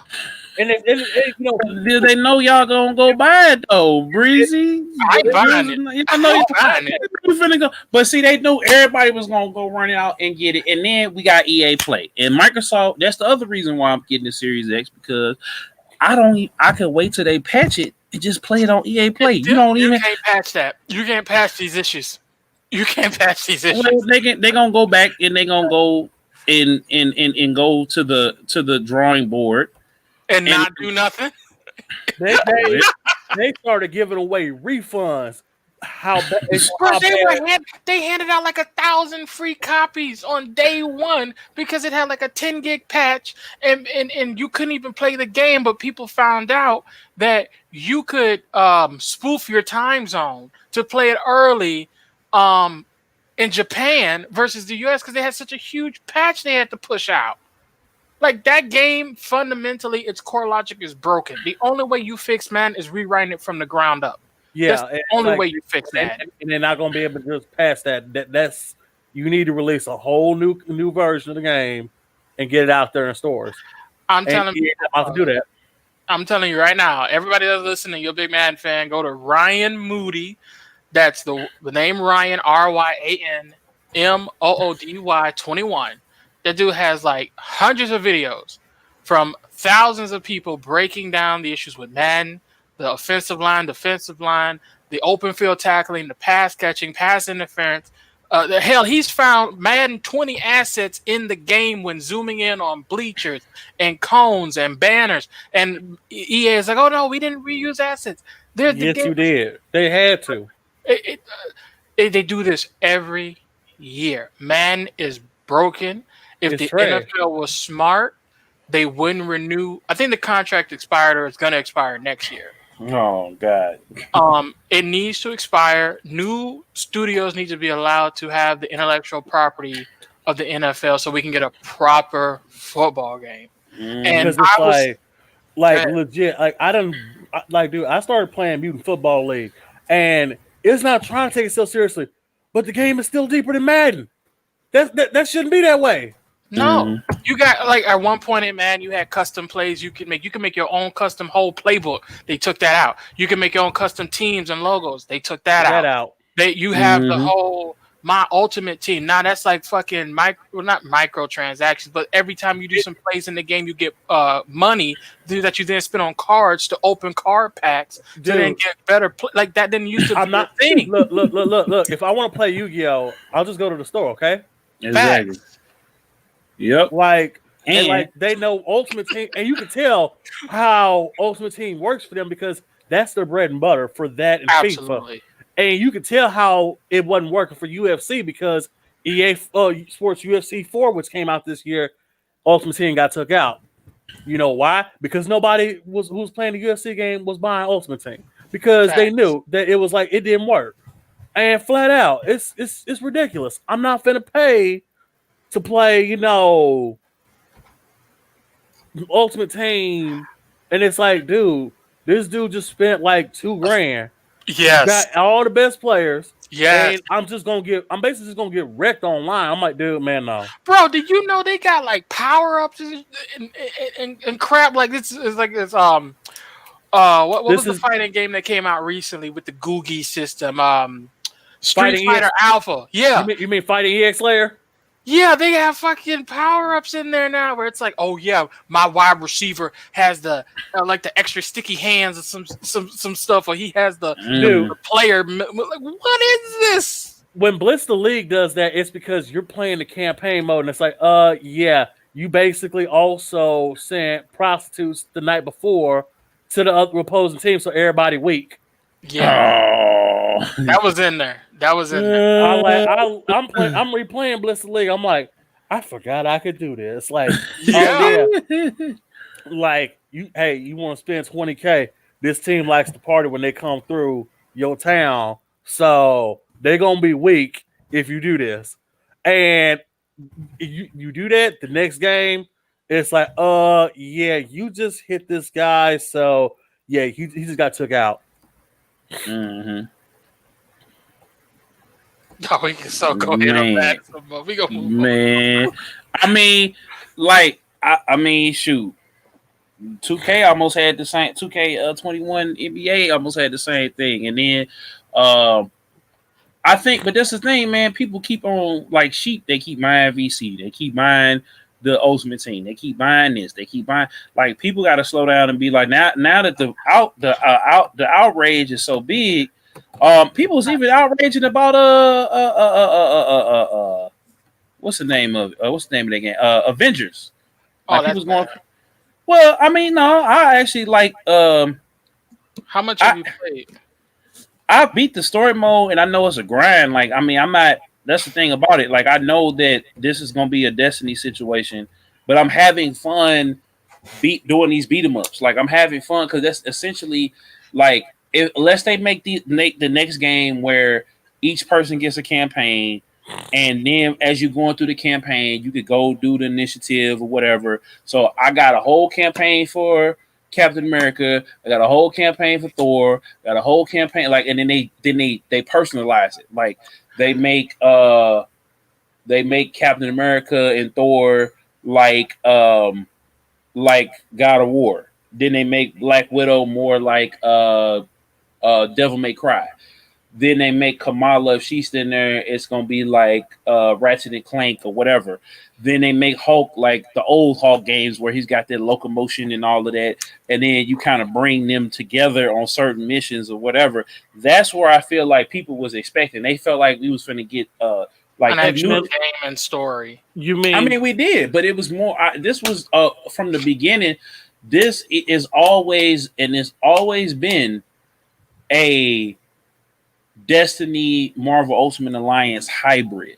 Like, this is where we're making this where we're gonna have the physicality of the older games mixed with God of War, Devil May Cry. I wouldn't even go too far. Stretching. This is a reach. No, I'm just saying, like, because I'm having fun playing. I'm having fun playing with the bros. Like, I understand the content is lacking, but this is literally them. This is Square Enix, Crystal Dynamics, and they got a whole separate team. I think they knew that, hey, at first it's gonna be kind of a thing of We're gonna have this story here. It's 10 hours. I counted it. It seems shorter than it actually is, but when you factor in the gameplay and all that, they gotta fix a lot of stuff. But I like going in. They need some more environments, but I like the enemy types. I like how I gotta use. I gotta have a pimp particle build because these people got flamethrowers. These people got these what you call them bots. These aim bots got different abilities. So I need to get with my team. We need to work together to take them down, to get the loot, to make the bid. Because I had fun like just using Hulk, and I added extra gamma to them. And so these people, so my enemies, as I'm beating them down, especially the tougher ones, they're losing health. And then I got Kamala over here, and she's beating down folks, or Thor. Let me ask you a question. When you're playing this, do you actually feel like a superhero? Oh yeah. No, I mean, like, do you feel like when you play as the Hulk? I'm the Hulk. Yeah, I'm the Iron Man. yeah. The only thing I have a problem with is the movement because they gotta fix in the frame rate and a lot of the bugs that they have. But the physicality, the move sets, especially when you get through upgrading them, the move sets and everything, it's just they just need some more. They need some more environments. So what I'm hearing is a lot of the basic stuff should be fixed in a game that was made by a professional team. The stuff you're naming is stuff you expect a bunch of new people who just got an IP to. Those are the mistakes of a new team. Mm-hmm. These shouldn't be the issues. Like I was watching clips on Twitter, and there were people where they get into the QTEs and they never press a button and it just sits there. Mm-hmm. That shouldn't happen. QTEs are almost 2 decades old. Mm-hmm. Everybody knows that QTE, if you don't press anything, you should automatically fail it. This is the same things that we criticize David Cage for in his games. Mm-hmm. I feel like people are trying to give this a pass because it's their favorite superheroes. Not only I'm not giving it a pass. I'm saying they nailed the execution. No, they didn't. They bounced off of they got it all the way to the runway, and then they start bouncing and skidding on the runway. All right, they even took off. All right, look. I mean, I played a bit of the Avengers game.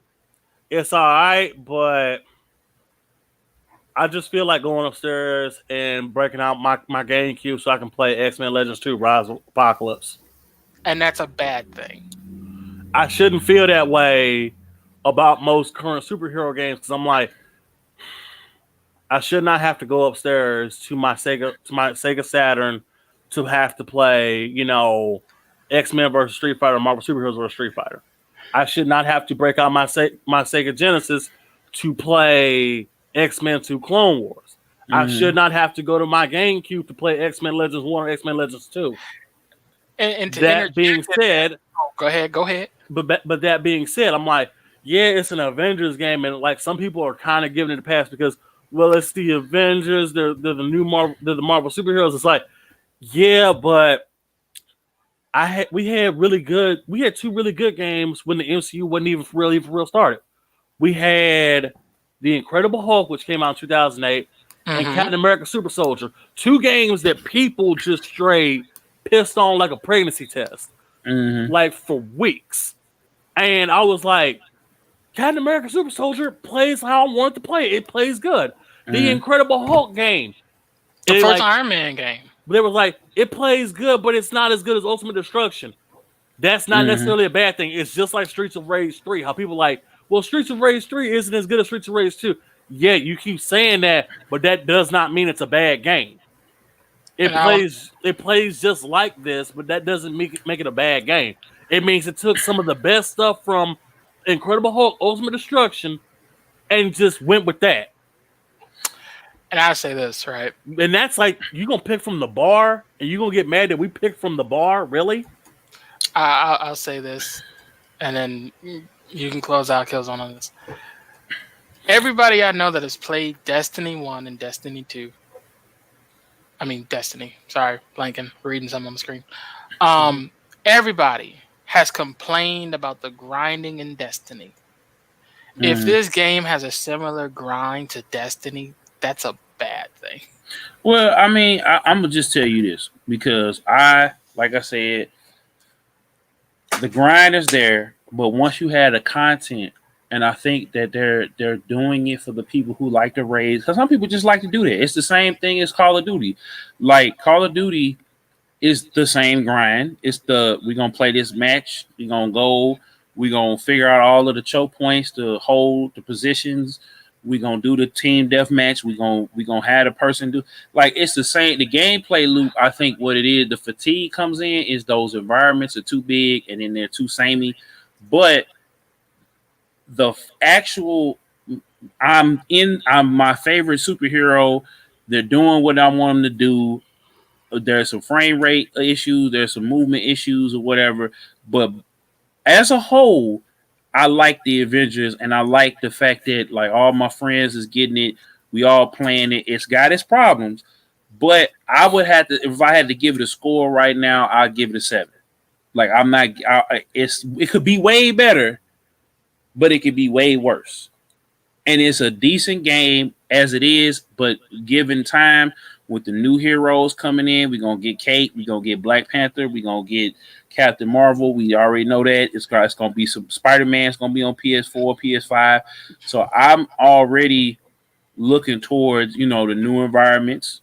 I'm looking towards the raids. I haven't even cracked the surface of that, and we still got partners that's getting it.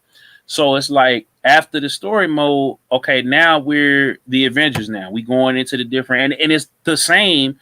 I think people were expecting this to be, like I said, to be 6 single player campaigns.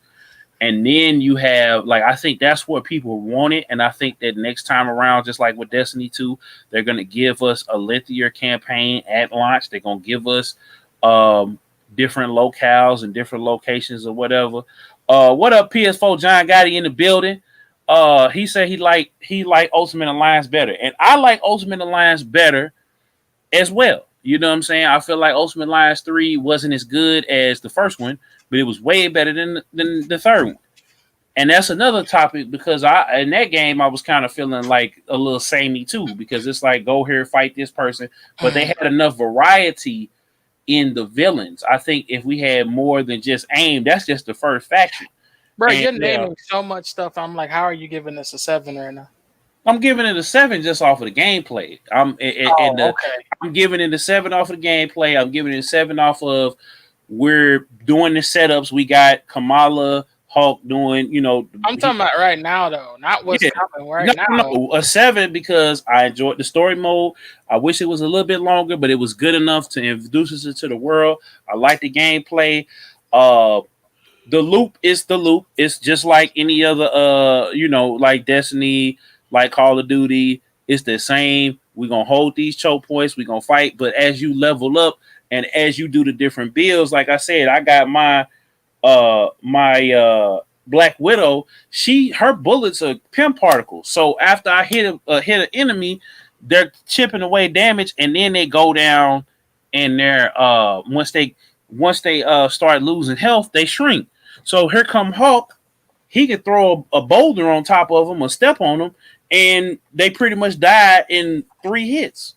You know what I'm saying? And it did too. If you level it up enough and you start fighting bigger enemies, you start clearing out those big AIM bot walkers or whatever the thing. And so it's a strategy in, okay, these enemies are the same. The areas is kind of the same. But if I get a good squad, a good team, we got, you know what I'm saying? It's basically a brawler. And, like that same, like I said, Marvel Ultimate Alliance, where you are leveling up the skills, you leveling up this, that, and third. And I had to give it a 7 because I didn't feel like my money was wasted. I didn't feel like I didn't regret the purchase. But we still got a long ways to go. I do this. I mean, I like Lair on the PS3. Everyone fucking hated it, so I get where you're coming from. But this shit sounds DOA. It doesn't sound like a sequel for this is coming anytime soon. And that's why I think they built it like this, because they wanted to make sure they're gonna put as much content out as possible. They're gonna re-release it, and then that'll probably be the end of it, unless because the player base is still high. You know what I'm saying? Amidst the criticism, everybody who went out and bought it is still playing the hell out of it. So it's not gonna die. But if they keep this current pace, where this just sprinkle me tea with the content, oh yeah, it's gonna die a long, painful, slow death. So they gotta be. I like the fact too that they communicating with everybody, that they making sure that they getting it out to everybody. But I feel like this is a bigger problem across the board where we dealing with, and that's people at large. We keep trying to blame the game companies for being innovative, but people is eating it up.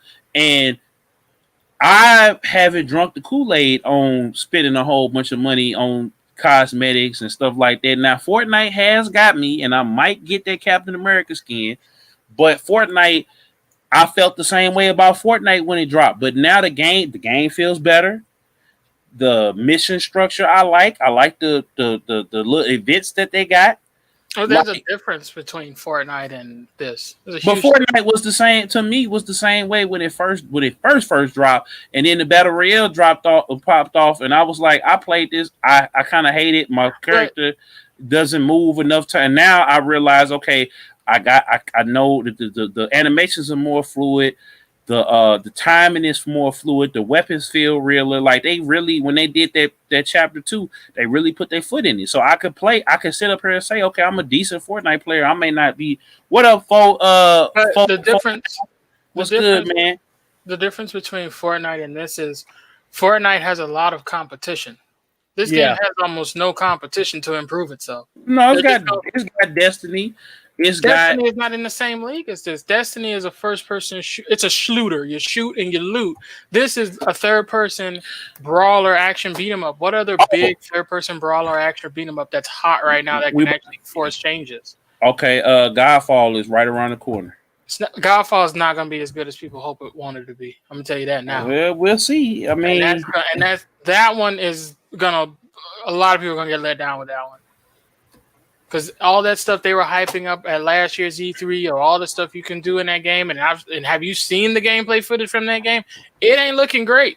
It's looking like we're going to sit here and slam our face against the concrete wall to make some type of progress. People don't want to spend all day long grinding on some shit, and then you turn around and have microtransactions in there to give them the levels they want that they should have. Well, no, hold on. I'm going to stop you right there with Avengers, right? You are only paying for the cosmetics. Doesn't matter. There shouldn't be no microtransactions in there because and I know back in the day when you wanted some cosmetics, there was something in the game you had to do. There was some goal. You got to kill 15 people. It was called headshots. It was unlockable. Hold up. They do have a free season pass for each character, right? Season passes? Hold on. It's free though. It's free. It shouldn't exist. No, I'm saying it's not, but it's built in. It's like challenge. I ain't gonna say it's season pass. It's challenges, basically. It's not, bro. You sound like remember when Arkham Asylum or Arkham Asylum, Arkham Knight, or which one of them Arkhams came out? Yeah. And you got Catwoman, but you had to be connected to the internet to get Catwoman to download her. Yeah, this is what this sounds like, bro. It's no, but I mean, it's the same thing as, like I said, Call of Duty. What's the other game? Fortnite, where they make you buy the season. This is just these challenges, and you get half of the skins just by playing the game and doing the challenges, like you just said. So it's all the skins. And so they gonna make you just the same comic books, bro. Yeah. You should get all of the skins, and it should be in the game, and you should get rewards. Here's how I would do it. Breezy's 2-minute dev time right here.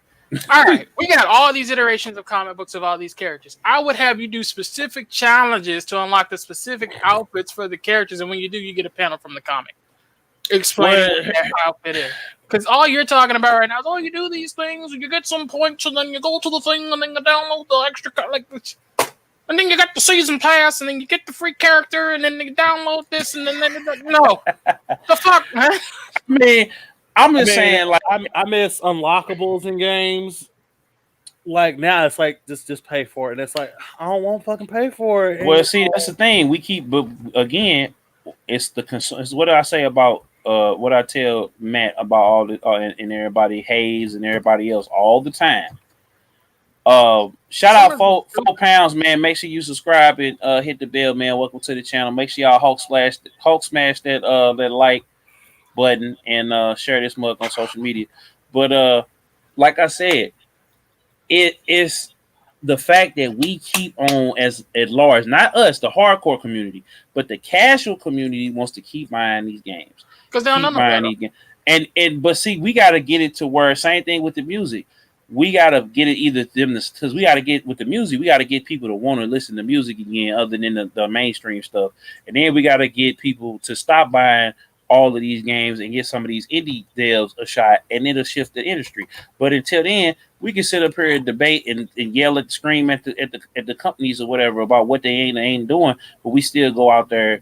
And I'm not talking about we, but they'll change it though. All it takes is about 50,000 people to be pissed off on Twitter for it to change. I mean, look at what happened with Star Wars and all the microtransactions in that. You look at the actual initial tweets, it was 50,000 people saying, "Yo, EA, what's up, bro?" And they had the same thing happen for Need for Speed. They were like, "Hey, yo, what's up?" And then you had Vin Diesel and them talking about it, like, "Yo, what is going on with the Need for Speed franchise?" So it's like all it takes is about 40,000 to 50,000 people get pissed off about it. And it's already happened with Madden. They like, this feature was not supposed to be in Madden 21. It was going to be in 22. Now it's going to be in 21 all of a sudden. It's like, that's still not good enough. Bro, they gave away 1,000 copies of Madden. Like, I was tempted to get on Twitter and be like, look, I paid for Madden. It's not in your library. I still paid for it to give it to me for free. Can you imagine that boardroom meeting? Why we give away 1,000 free copies? What the fuck happened? Oh, I want my copy. I'd be like, no, you know what? No, y'all messed up. You need to like make this right. Like, and they're like, well, Madden is still good. No, it is not. I don't know why you. I'm like, why you lying? Why you always lying? Oh, yeah. Why you always lying? Oh my god! Why you always lying? Hey, it's ridiculous. Like, you know, Madden should not be in the state that it's in. But then again, I also got to look at like some fighting games like Street Fighter 5. Oh, terrible. The reason they fired the person who was responsible for that. No, they fired. We were just talking about they gave Ono. They made Ono the scapegoat for what? Why he was the one responsible. He was legitimately responsible. Legitimately, he wanted to do stuff that people said made no sense, and they compromised with him multiple times. And the only reason, because I don't know if you caught Max's stream, but Max pretty much had like a whole tell-all where he was like, Ono was doing shit that made no sense for a fighting game, and they fired him, and they promoted the woman who was underneath him, who used to compete in Street Fighter tournaments, and was telling him, "Hey, you shouldn't be designing it this way." It don't matter. Like Street Fighter to me is just like they can't get past 3. It's like 3 was the game that they made, and it's like all they've been making like Street Fighter 4 and Street Fighter 5. Y'all might as well just slap Alpha and before them numbers, because that's all these are. You can't pass 3, and it's like, well, I'm like, well, we could come out with Street Fighter 6. It's too late. Like, you've lost a lot of the fan base. Like, what should have been the passing the torch moment, and where everybody is like, well, Mortal Kombat didn't pass torch. Actually, they did twice. We killed Liu Kang, and he stayed dead for a while. Like, Liu Kang, like, he was like the best hidden secret. He was undead in Deception, and he was the best kept secret because he was so OP as a result. And then they do their whole thing with the timeline. They figure it all out. And what do? You elevate your hero. You make Liu Kang a freaking god. And I'm like, okay. People pissed off at that, but it's like people pissed off at the fact that the torch has been passed with Mortal Kombat. Street Fighter, on the other hand, Ken is like having a family now. Ryu's still doing the same shit he been doing for the last 20-some years. Chun-Li has still not gotten Bison yet. They killed Charlie permanently this time, and it's like Guile is still being Guile or whatever, but it's like I don't care no more about most of these characters. Street Fighter. I want them to pass the torch with these characters. It's like Mortal Kombat has even done this with other characters outside of Liu Kang. You had Scorpion, you had Takeda, you had Sub-Zero, you had Frost now. And it's just like Jackie.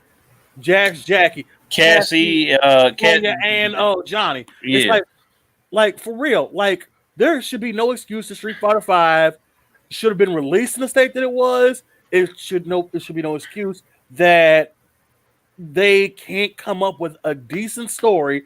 And what gets even more under my skin is like Capcom, y'all had all these franchises of fighting games, and it just became just all we got a Street Fighter. You had Rival Schools, Star Stalker, Power Stone, all these games. Hell, I feature some of them characters on my 2K19 streams because, and it's like I'm halfway wanting Capcom to cease and desist me to tell me like, hey, we're gonna start using this character. I was using Lucia for 3 years on 2K19 before they put her in the game. I mean, and then let's not forget how they botched Infinite, which I like Infinite. The core there's another. Infinite was. I mean, Infinite. The core gameplay was cool, but the execution was horrible. The art style was terrible. They didn't put all the characters in there. It was a whole bunch of stuff that they did wrong, and they botched the hell out of that game just so they could put it out and put it next to the MCU. Instead of them saying, let's leave Marvel where it's at. Let's not sit up here and do a cash grab. Let's not mess this up. Then they came out with they let JoJo go to Bandai Namco. They let Pocket Fighters go. They still ain't did Capcom versus SNK. They still ain't like they and SNK, and even SNK has had a whole they done turned themselves around. And like I remember when they was under that god awful Playmore deal. And then they finally got away from Playmore and turned themselves around. And now I got a King of Fighters and a Samurai Showdown. I got Guerrilla Mark of the Wolves 2 coming. And I'm just kind of like, SNK, keep doing whatever you're going to do. I'm happy with whatever you are doing right now because I'm happy that you're back. You know what? I'll even take a new Metal Slug if you want to do it. Go ahead. Mm-hmm. And it's like, I don't know, man. Like, you know, that's just my issue with Capcom right now. Capcom is stagnant mostly because it's like, well, we got Street Fighter. Yeah, Street Fighter was not your only franchise. Y'all had other stuff. But y'all insist on doing the same old stuff that to a point is like, bruh, I don't care no more. And, you know, like, I got into SNK. I got into Arc System Work games. I went back to, like, SNK. Like, I was even playing them god-awful Playmore years when Capcom didn't have nothing. Mm-hmm. And it was like, dude, like this, I shouldn't be having to do this. Yeah. I shouldn't have to, you know, go upstairs, put out my old CRT TV with my Sega Saturn to play, you know, Marvel Superhero vs. Street Fighter, X vs. Street Fighter, X-Men Children of the Atom, because y'all can't make a decent fighting game currently. I'm finna get Marvel versus Capcom versus SK on my PS3. Like for it's $10 on PS just to have it. I still got Capcom versus SNK 1 on my PlayStation. I still got it on my old GameCube. I'm just like, I would love another Capcom versus SNK, but only if they let SNK just mostly do most of the work. But they're not going. You know they're not going. Like it's just. Well, I don't know. I mean, current rumblings is going on that they are getting their act together for the most part because they've shaken up the entire internal structure. That's one of the reasons why Monster Hunter even came to consoles is because I think one of the presidents or somebody like high up, his son wanted it on the consoles, and he let him take the development charge for it, and that's why that's over here. Same thing for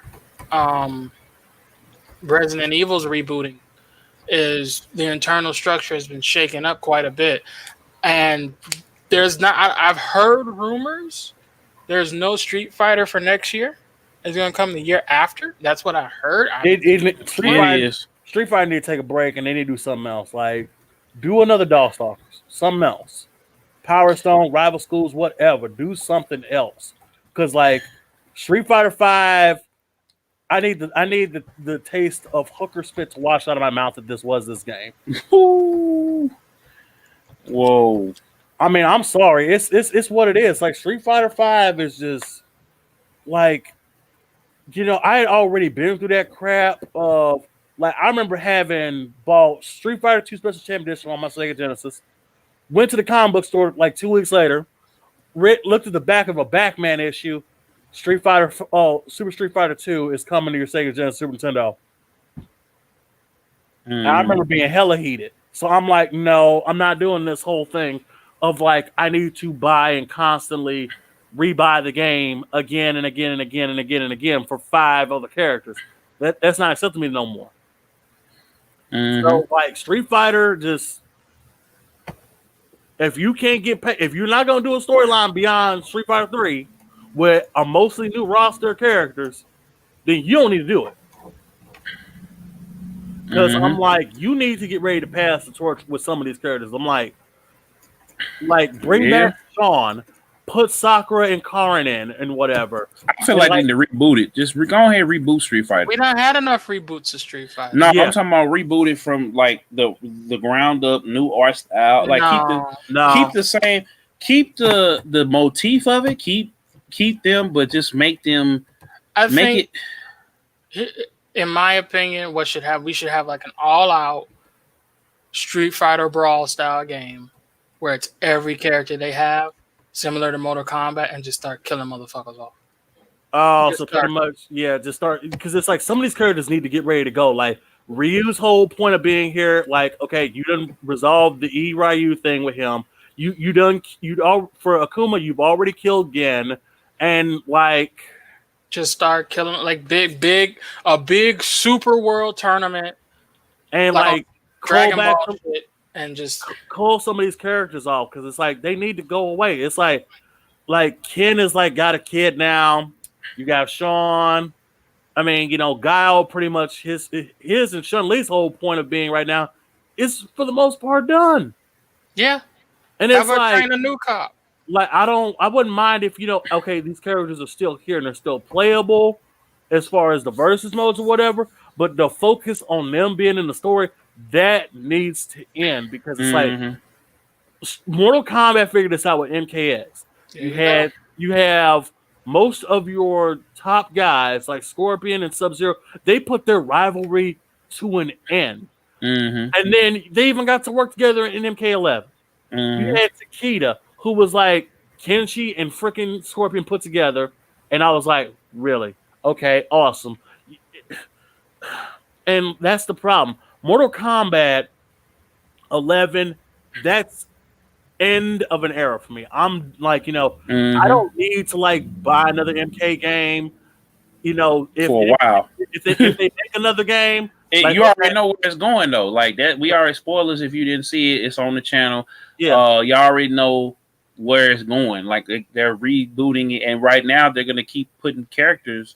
I feel like they're gonna make this be Ultimate Mortal Kombat because the next thing we gonna probably get it's gonna be re-released on PS5 and Series X.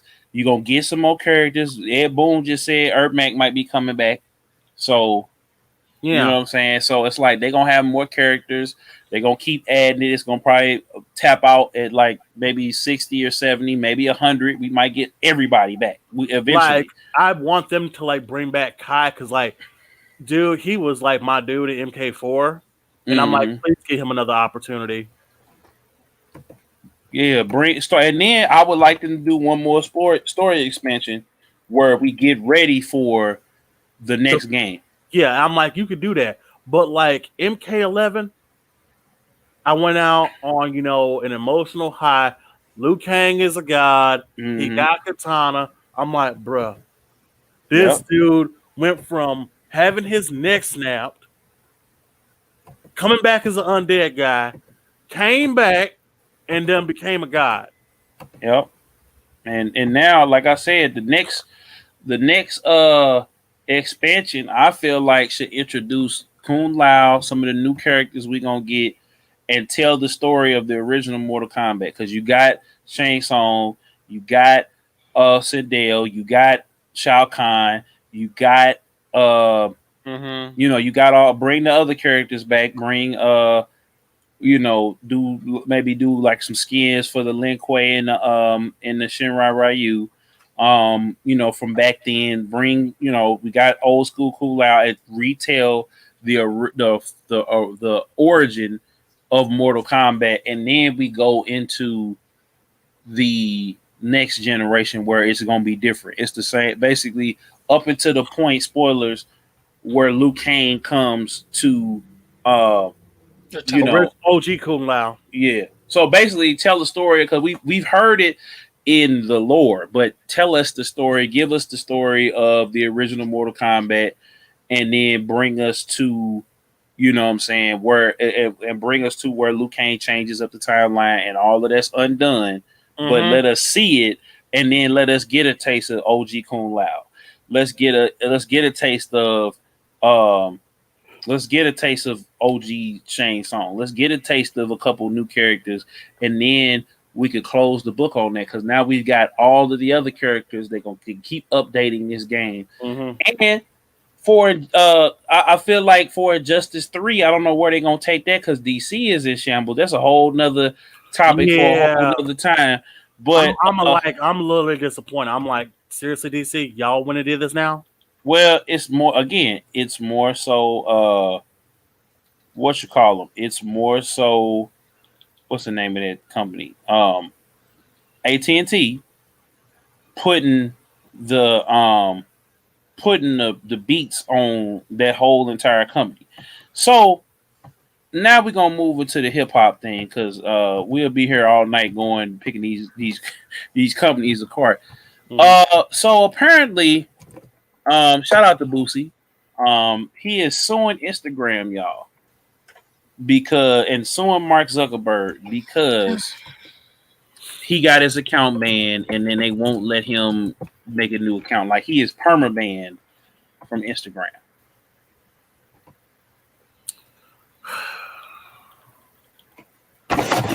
I mean, like,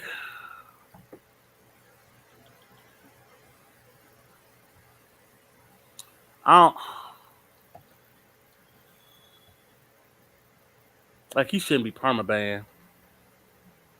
Okay. Breezy, the pen just dropped, like, whoosh. Why did they ban him in the first place? Well, because he had got on Instagram and he had the honeys on there shaking it and getting super duper ratchet, getting bucket naked. You know how it goes, you know. And so that's like most girls on Instagram who have OnlyFans, man. Pretty much.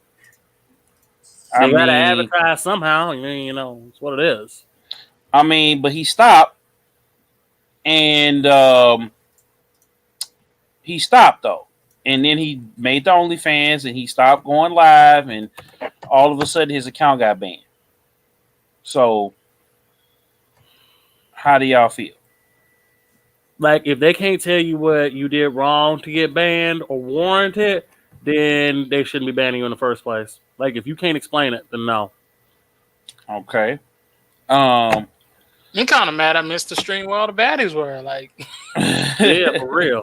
Oh yeah, man, it was legendary. But then Boosie goes on in mid of this tirade to go off on Kanye, who is having a complete and utter nervous breakdown. And he's making some good points. I feel bad for that man though. Like, you know, like legit. I mean, he's making some. Hold on. So he's making some good points. Kanye has been on Twitter making some good points. He's saying that artists should get back to their masters. He's saying that artists should get their masters back. He's saying that artists should get they should get more creative control. They should not get finessed with different with Grammys and plaques and all that stuff that don't mean nothing. He's really been going in on the label side of things. And you know, I mean, like with people owning their masters, because I remember when Taylor Swift got all pissed off, and she was like Scooter Braun got my masters. It's like Scooter Braun bought the company that owns your masters, and she got all pissed off. I was like, hold up, this dude just bought a company. The dude was willing to give you your masters if you went to him and talked to him. And then also people brought up, she was like, well, Dolly Parton has her masters. Yeah, she didn't have her masters at first. Dolly Parton had to buy her masters once she had gotten big enough. And then the label was like, sure, go ahead. They let her buy her masters. So Dolly Parton owns all her music. Taylor Swift has more than enough money to buy all her own music, but she tried to get, people on her side like, oh, they're holding it hostage. It's like, dude, I just bought a company. Give me a break. Had you asked me, I would have given it to you, no problem. But you want to do all this stuff, I'm like, no, I'm going to charge you out the ass now because you want to be an asshole. And then he goes on to say that Drake and J. Cole owe him an apology for dissing him.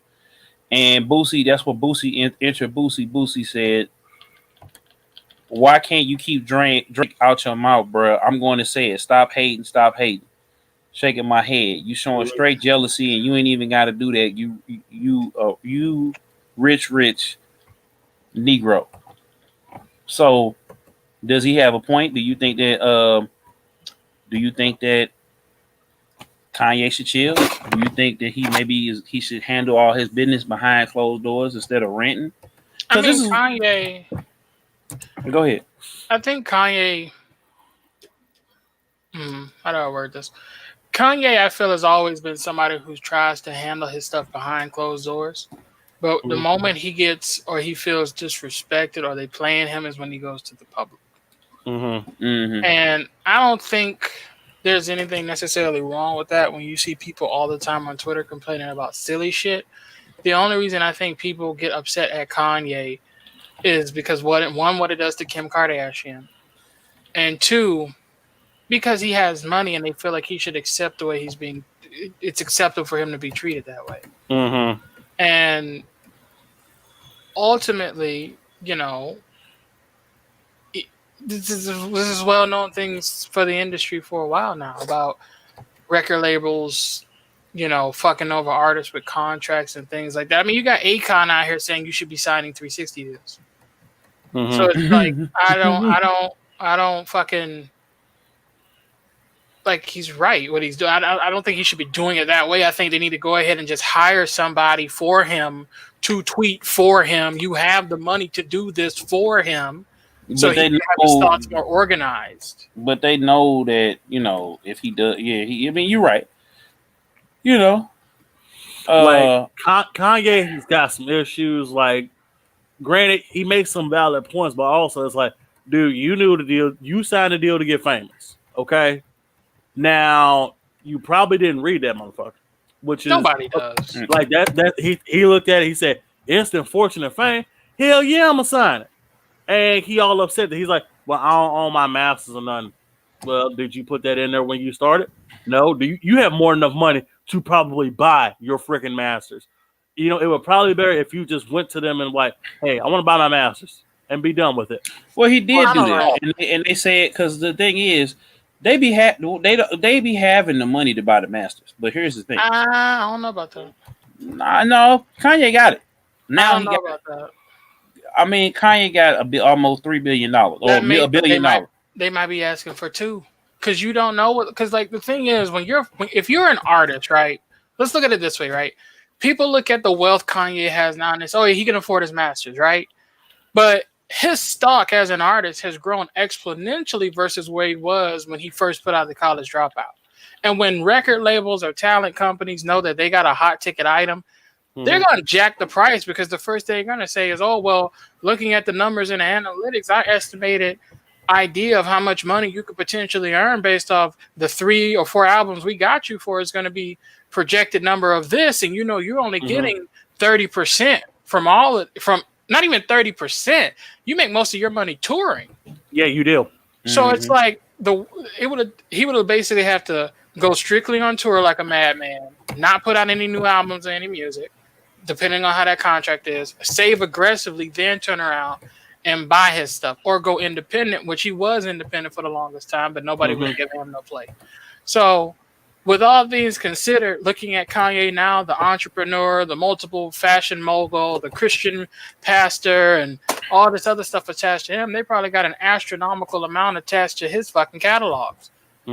So, like, I mean, could he have the money? Depends on what they asking. I don't think he got the money. I think he honestly is probably lashing out and spazzing because he wants to own his masters to some extent. But, like, they asking crazy dollars. There's not much he can do unless he like tap fucking Jeff Bezos on the shoulder. Yeah. Well, I mean, Like Hey. my issue is. Oh, you know what? That could be something that he could do. Because I'm go ahead. like like people need to like seriously. People need to read these contracts and what they putting in them. It's like okay, yeah. like people don't read. It's like it's like how my grandpa always used to say, "You hear but you don't listen." Yep. They read their contract. They basically promised them fortune, fame, and all that, right? However, you did not look at everything else. You was like instant sign, whatever, fine. Mm-hmm. You need to because I even got to deal with these people over the phone. They're like, when we gonna have this? When we gonna have this? Like I just told you, you're gonna have it on this day. Okay, but when? I just told you here, but you don't listen. Mm-hmm. Exactly. And that's the issue here. Is like I think that he here, but he don't listen. Which brings me to my next topic and the last topic for the night. Joe Budden versus Charlemagne the God. I mean, ownership versus independence, because this is the exact same thing I feel with both of these guys, right? I feel like that not Kanye, but Charlemagne is hating on Joe because Joe is smart enough to be independent, where he could get on the Anchor and put his stuff on every platform and monetize it and push it to the people. He don't even have to speak to nobody, and he could just walk out the door, start uploading on Anchor. Start uploading on Anchor, and call it a night. Let Anchor take the little 20% or whatever, but you go still make 12 times more with 12 times more stock than signing with another. Because what I don't want them to do is go sign with somebody else, which is probably I'm looking at. They probably get on Anchor, and the Anchor will let them. They're gonna let them promote. Anchor is gonna let them do everything that they want to do, and hopefully, and that's what we bring in the podcast, because I don't want to deal with the shenanigans either. I'm never ever going to sell off my intellectual property to none of these companies unless they let me full creative control, and they basically get to just use my name to pump up their service, and I get to promote whatever I want. I basically matter of fact, I'll pay you. I don't want none of your money. I'm going to pay you. I'm a Master P you so that you do what I need you to do, which is promote me and get me into these rooms to whatever, because I don't need your money. I can go work a job and be done with it. You know what I'm saying? I can go work me a job. I could go give me a skill. I could go. Why am I working and trying to give you all of this? Not all of this, but basically giving you this money, giving you all of this stock into what I built and what I made, and letting you get off basically scot-free with everything. You know? Will y'all explain it to me? I mean, Joe Budden is probably looking at it from a long-term perspective, which I totally get. Because I always tell people, I'm like, I'm playing long game. Like people like, well, you could do this, you could do that. I'm playing long game. Like I'll do this, I'll do that. I don't do that, whole. Well, I got short-term game. Short-term game works for the short term. Mm-hmm. Like, you want long term. Play whenever it comes to money. It's like, yeah, I can get, 300,000 now. Like if I win the lottery, I get, this amount of money right now. Or I can just take, a lump sum for every year for the next 50-some years. This guaranteed money that I do not have to do anything with. I get that guaranteed if I just let it sit. And I actually will get more over time versus I get X amount of dollars now. Mm-hmm. I'll play long game. Exactly. Long game is always better. Short term gain is fine and all if that's all that's available. But if you have the option between long or short game, do long as best as you can. Facts. Breezy. I mean, I listened to his whole like hour and a half long rant, and yeah, I pulled up the episode and I listened to it, and like he said, there's no wrong or right way to do this. I think when it comes to the world of business, you have to have a long range and a short range game, and I think Joe for the longest time was doing short range, and now he wants to do long range, and he's succeeding at it. And Charlemagne doing what Charlemagne does is trying to just shit on him and destroy whatever momentum he himself is building. And him going into the details of Charlemagne's potential contractual obligations with iHeart is eye-opening because he had a point in that Charlemagne is essentially building a brand for iHeart when it comes to Black podcasters or podcasting, and Charlemagne didn't, at least on our end, didn't attempt to fight for a seat at the table, percentages from people's shows, proper cuts or anything like that, learning anything on the back end. Like, the problem is, and again, I see where Joe and Charlemagne is coming from. You have too many people who just want to get in the door and not figure out how you own the building. Mm-hmm. And Charlemagne has spent his entire life just being happy getting in the door, which is nothing wrong. But the people he also tends to bring with him, they also don't have an interest in learning on who owns the building. And you can't really build anything if all you're interested in is just getting in the door. And this is the prime example people use when they talk about people like Oprah or Tyler Perry or even Jay-Z or any of these other people. You know, we have a lot of big label companies that have Black-owned artists, but they don't 100% own it. It's a 50-50 split, but they didn't put up half the money, which goes back to what Dame Dash says, which is you're just not even a figurehead. You're just a spokesperson. So you don't really own shit. It's not a 50-50. They just bought your name and say you're a part of this product. And we see this shit all the time. I mean, Snoop Dogg had it for his, e-cigarettes or e-weed things. You saw with alcohol bottles like Cavassier and other brands like that. And it's like Crunk Juice. Like all of these people have the money, the means necessary to pool resources and build actual brands to the point where they can not only, I wouldn't even say open the door, they can open the fucking, warehouse, shed, state, county, country, however you want to name it, to really build something that's worthwhile. There's no reason why.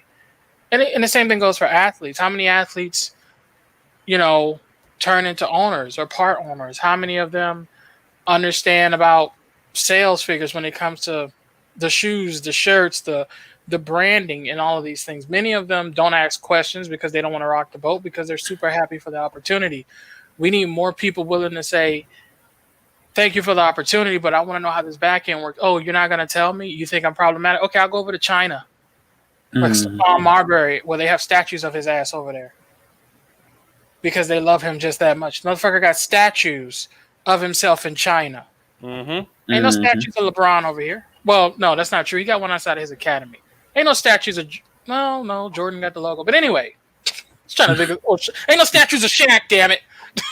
It ain't no shit. I know they just put up one recently of Kobe because he passed, but until then, they ain't had no plans for that shit. I mean, Shaq don't need no what's name, no statue. I mean, yeah, because that's a lot of material. That's gonna be expensive as shit. Well, not only that, just put up a box of Kazam out there. You'll be good.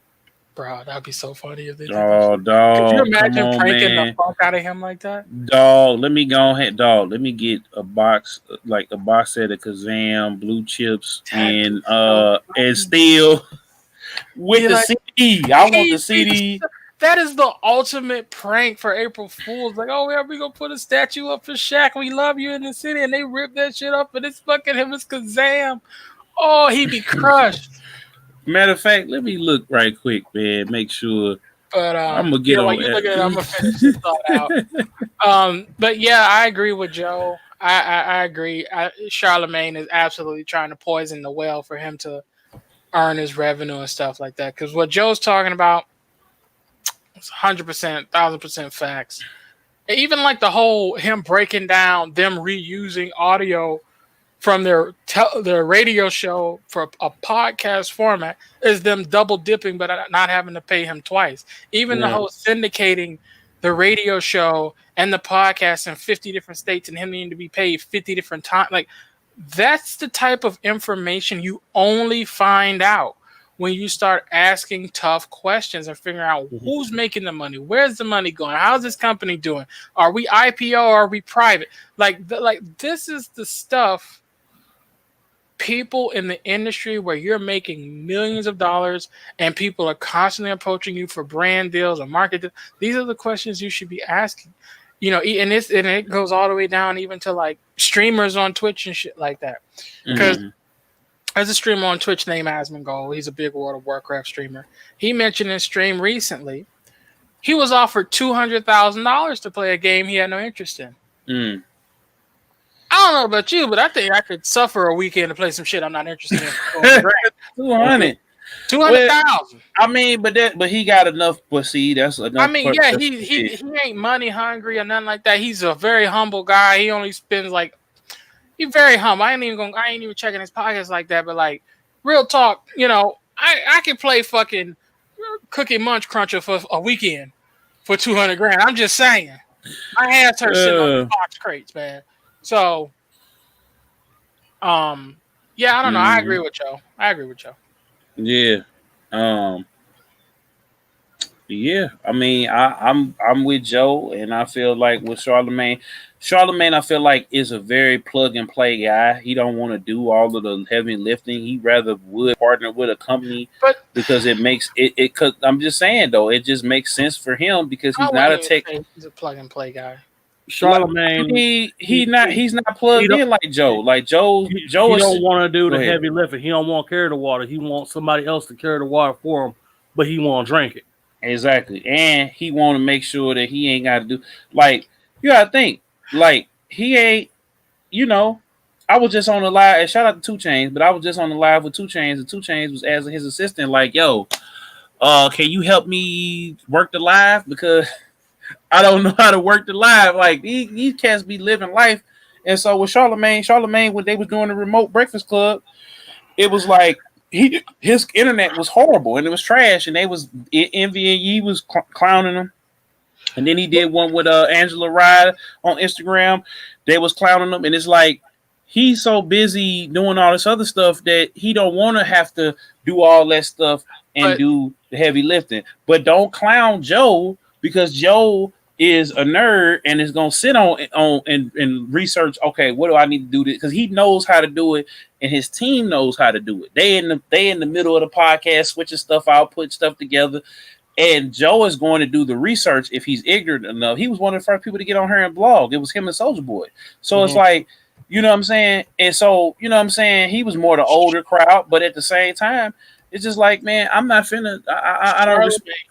Charlemagne is tech savvy. You got to remember, Charlemagne's history starts off in broadcasting. He worked with Wendy. No, bro. When you get on that live, and stop. We're not okay. Listen, radio broadcasting, television, FM signals, all that shit.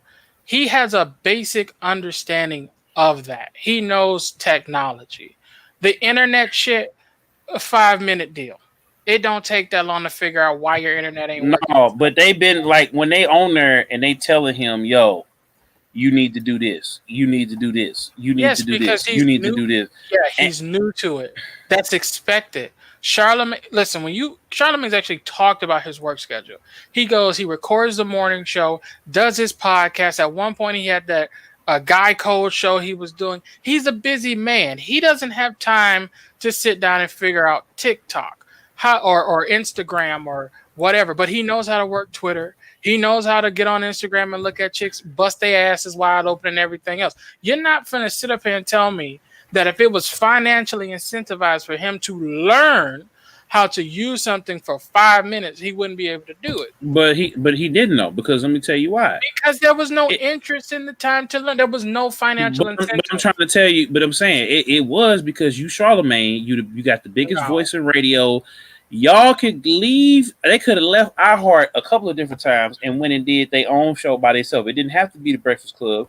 Absolutely. And they could have brought everybody. But again, Charlemagne has said numerous times, bro, I'm not tech savvy. I'm not on the computer all day. I got to record. I'm recording. I'm back and forth. I'm recording. That's not really doing that much work. You just getting it. You sitting down, opening up. Like it's time consuming. I'm gonna need you to do me a solid. I'm gonna need you to do me a solid. Everybody has iPhones. I would say an iPhone is the base iPhone, not connected to the internet, is far more complex and complicated than downloading an app, signing into an app, figuring out your bandwidth and your data rate, your upload, your downstreams, which internet package plans you need to have. Bruh, if he can work an iPhone, he can figure this out. What it is, Charlemagne doesn't want to fit the bill. He just want to walk in, press play. He does this on the Brilliant Idiots. So you're telling me he could have streamed from the Brilliant Idiots location. He has a tech guy for Brilliant Idiots. I'm willing to bet dollars to donuts. That's what he probably got off when he got off that live. He probably called homie, bro, what I need to do this and this. Oh, you need to do this and this and this. Charlemagne, there was no interest because you know why? He doesn't plug into. Well, he might go to somebody's Instagram to watch them or some shit or their live or whatever. But like he didn't consider it a revenue stream. He didn't consider it an option. It's far more financially proper for you to get on TV or on radio, something people listen to still quite a bit. You know, you still have most of the younger kids on the internet shit, than figuring out how Instagram or TikTok work. Because the thing with a lot of these platforms, they come and go. Remember Vine? Everybody remember Vine? Do it for the Vine. What the hell is Vine? It's gone. Why people ain't streaming on Facebook Live? I know you got a Facebook. Hell, Twitter had live streaming at one point and got rid of it. So it's like, why spend time learning on a platform that's incredibly volatile, may not be here tomorrow, when I can stick to the tried and true? Radio ain't going nowhere, TV ain't going nowhere. What I'm saying is, you got podcasting is here to stay. So what I'm trying to tell you is this. If I'm Charlemagne, if I'm these people, right? Yes.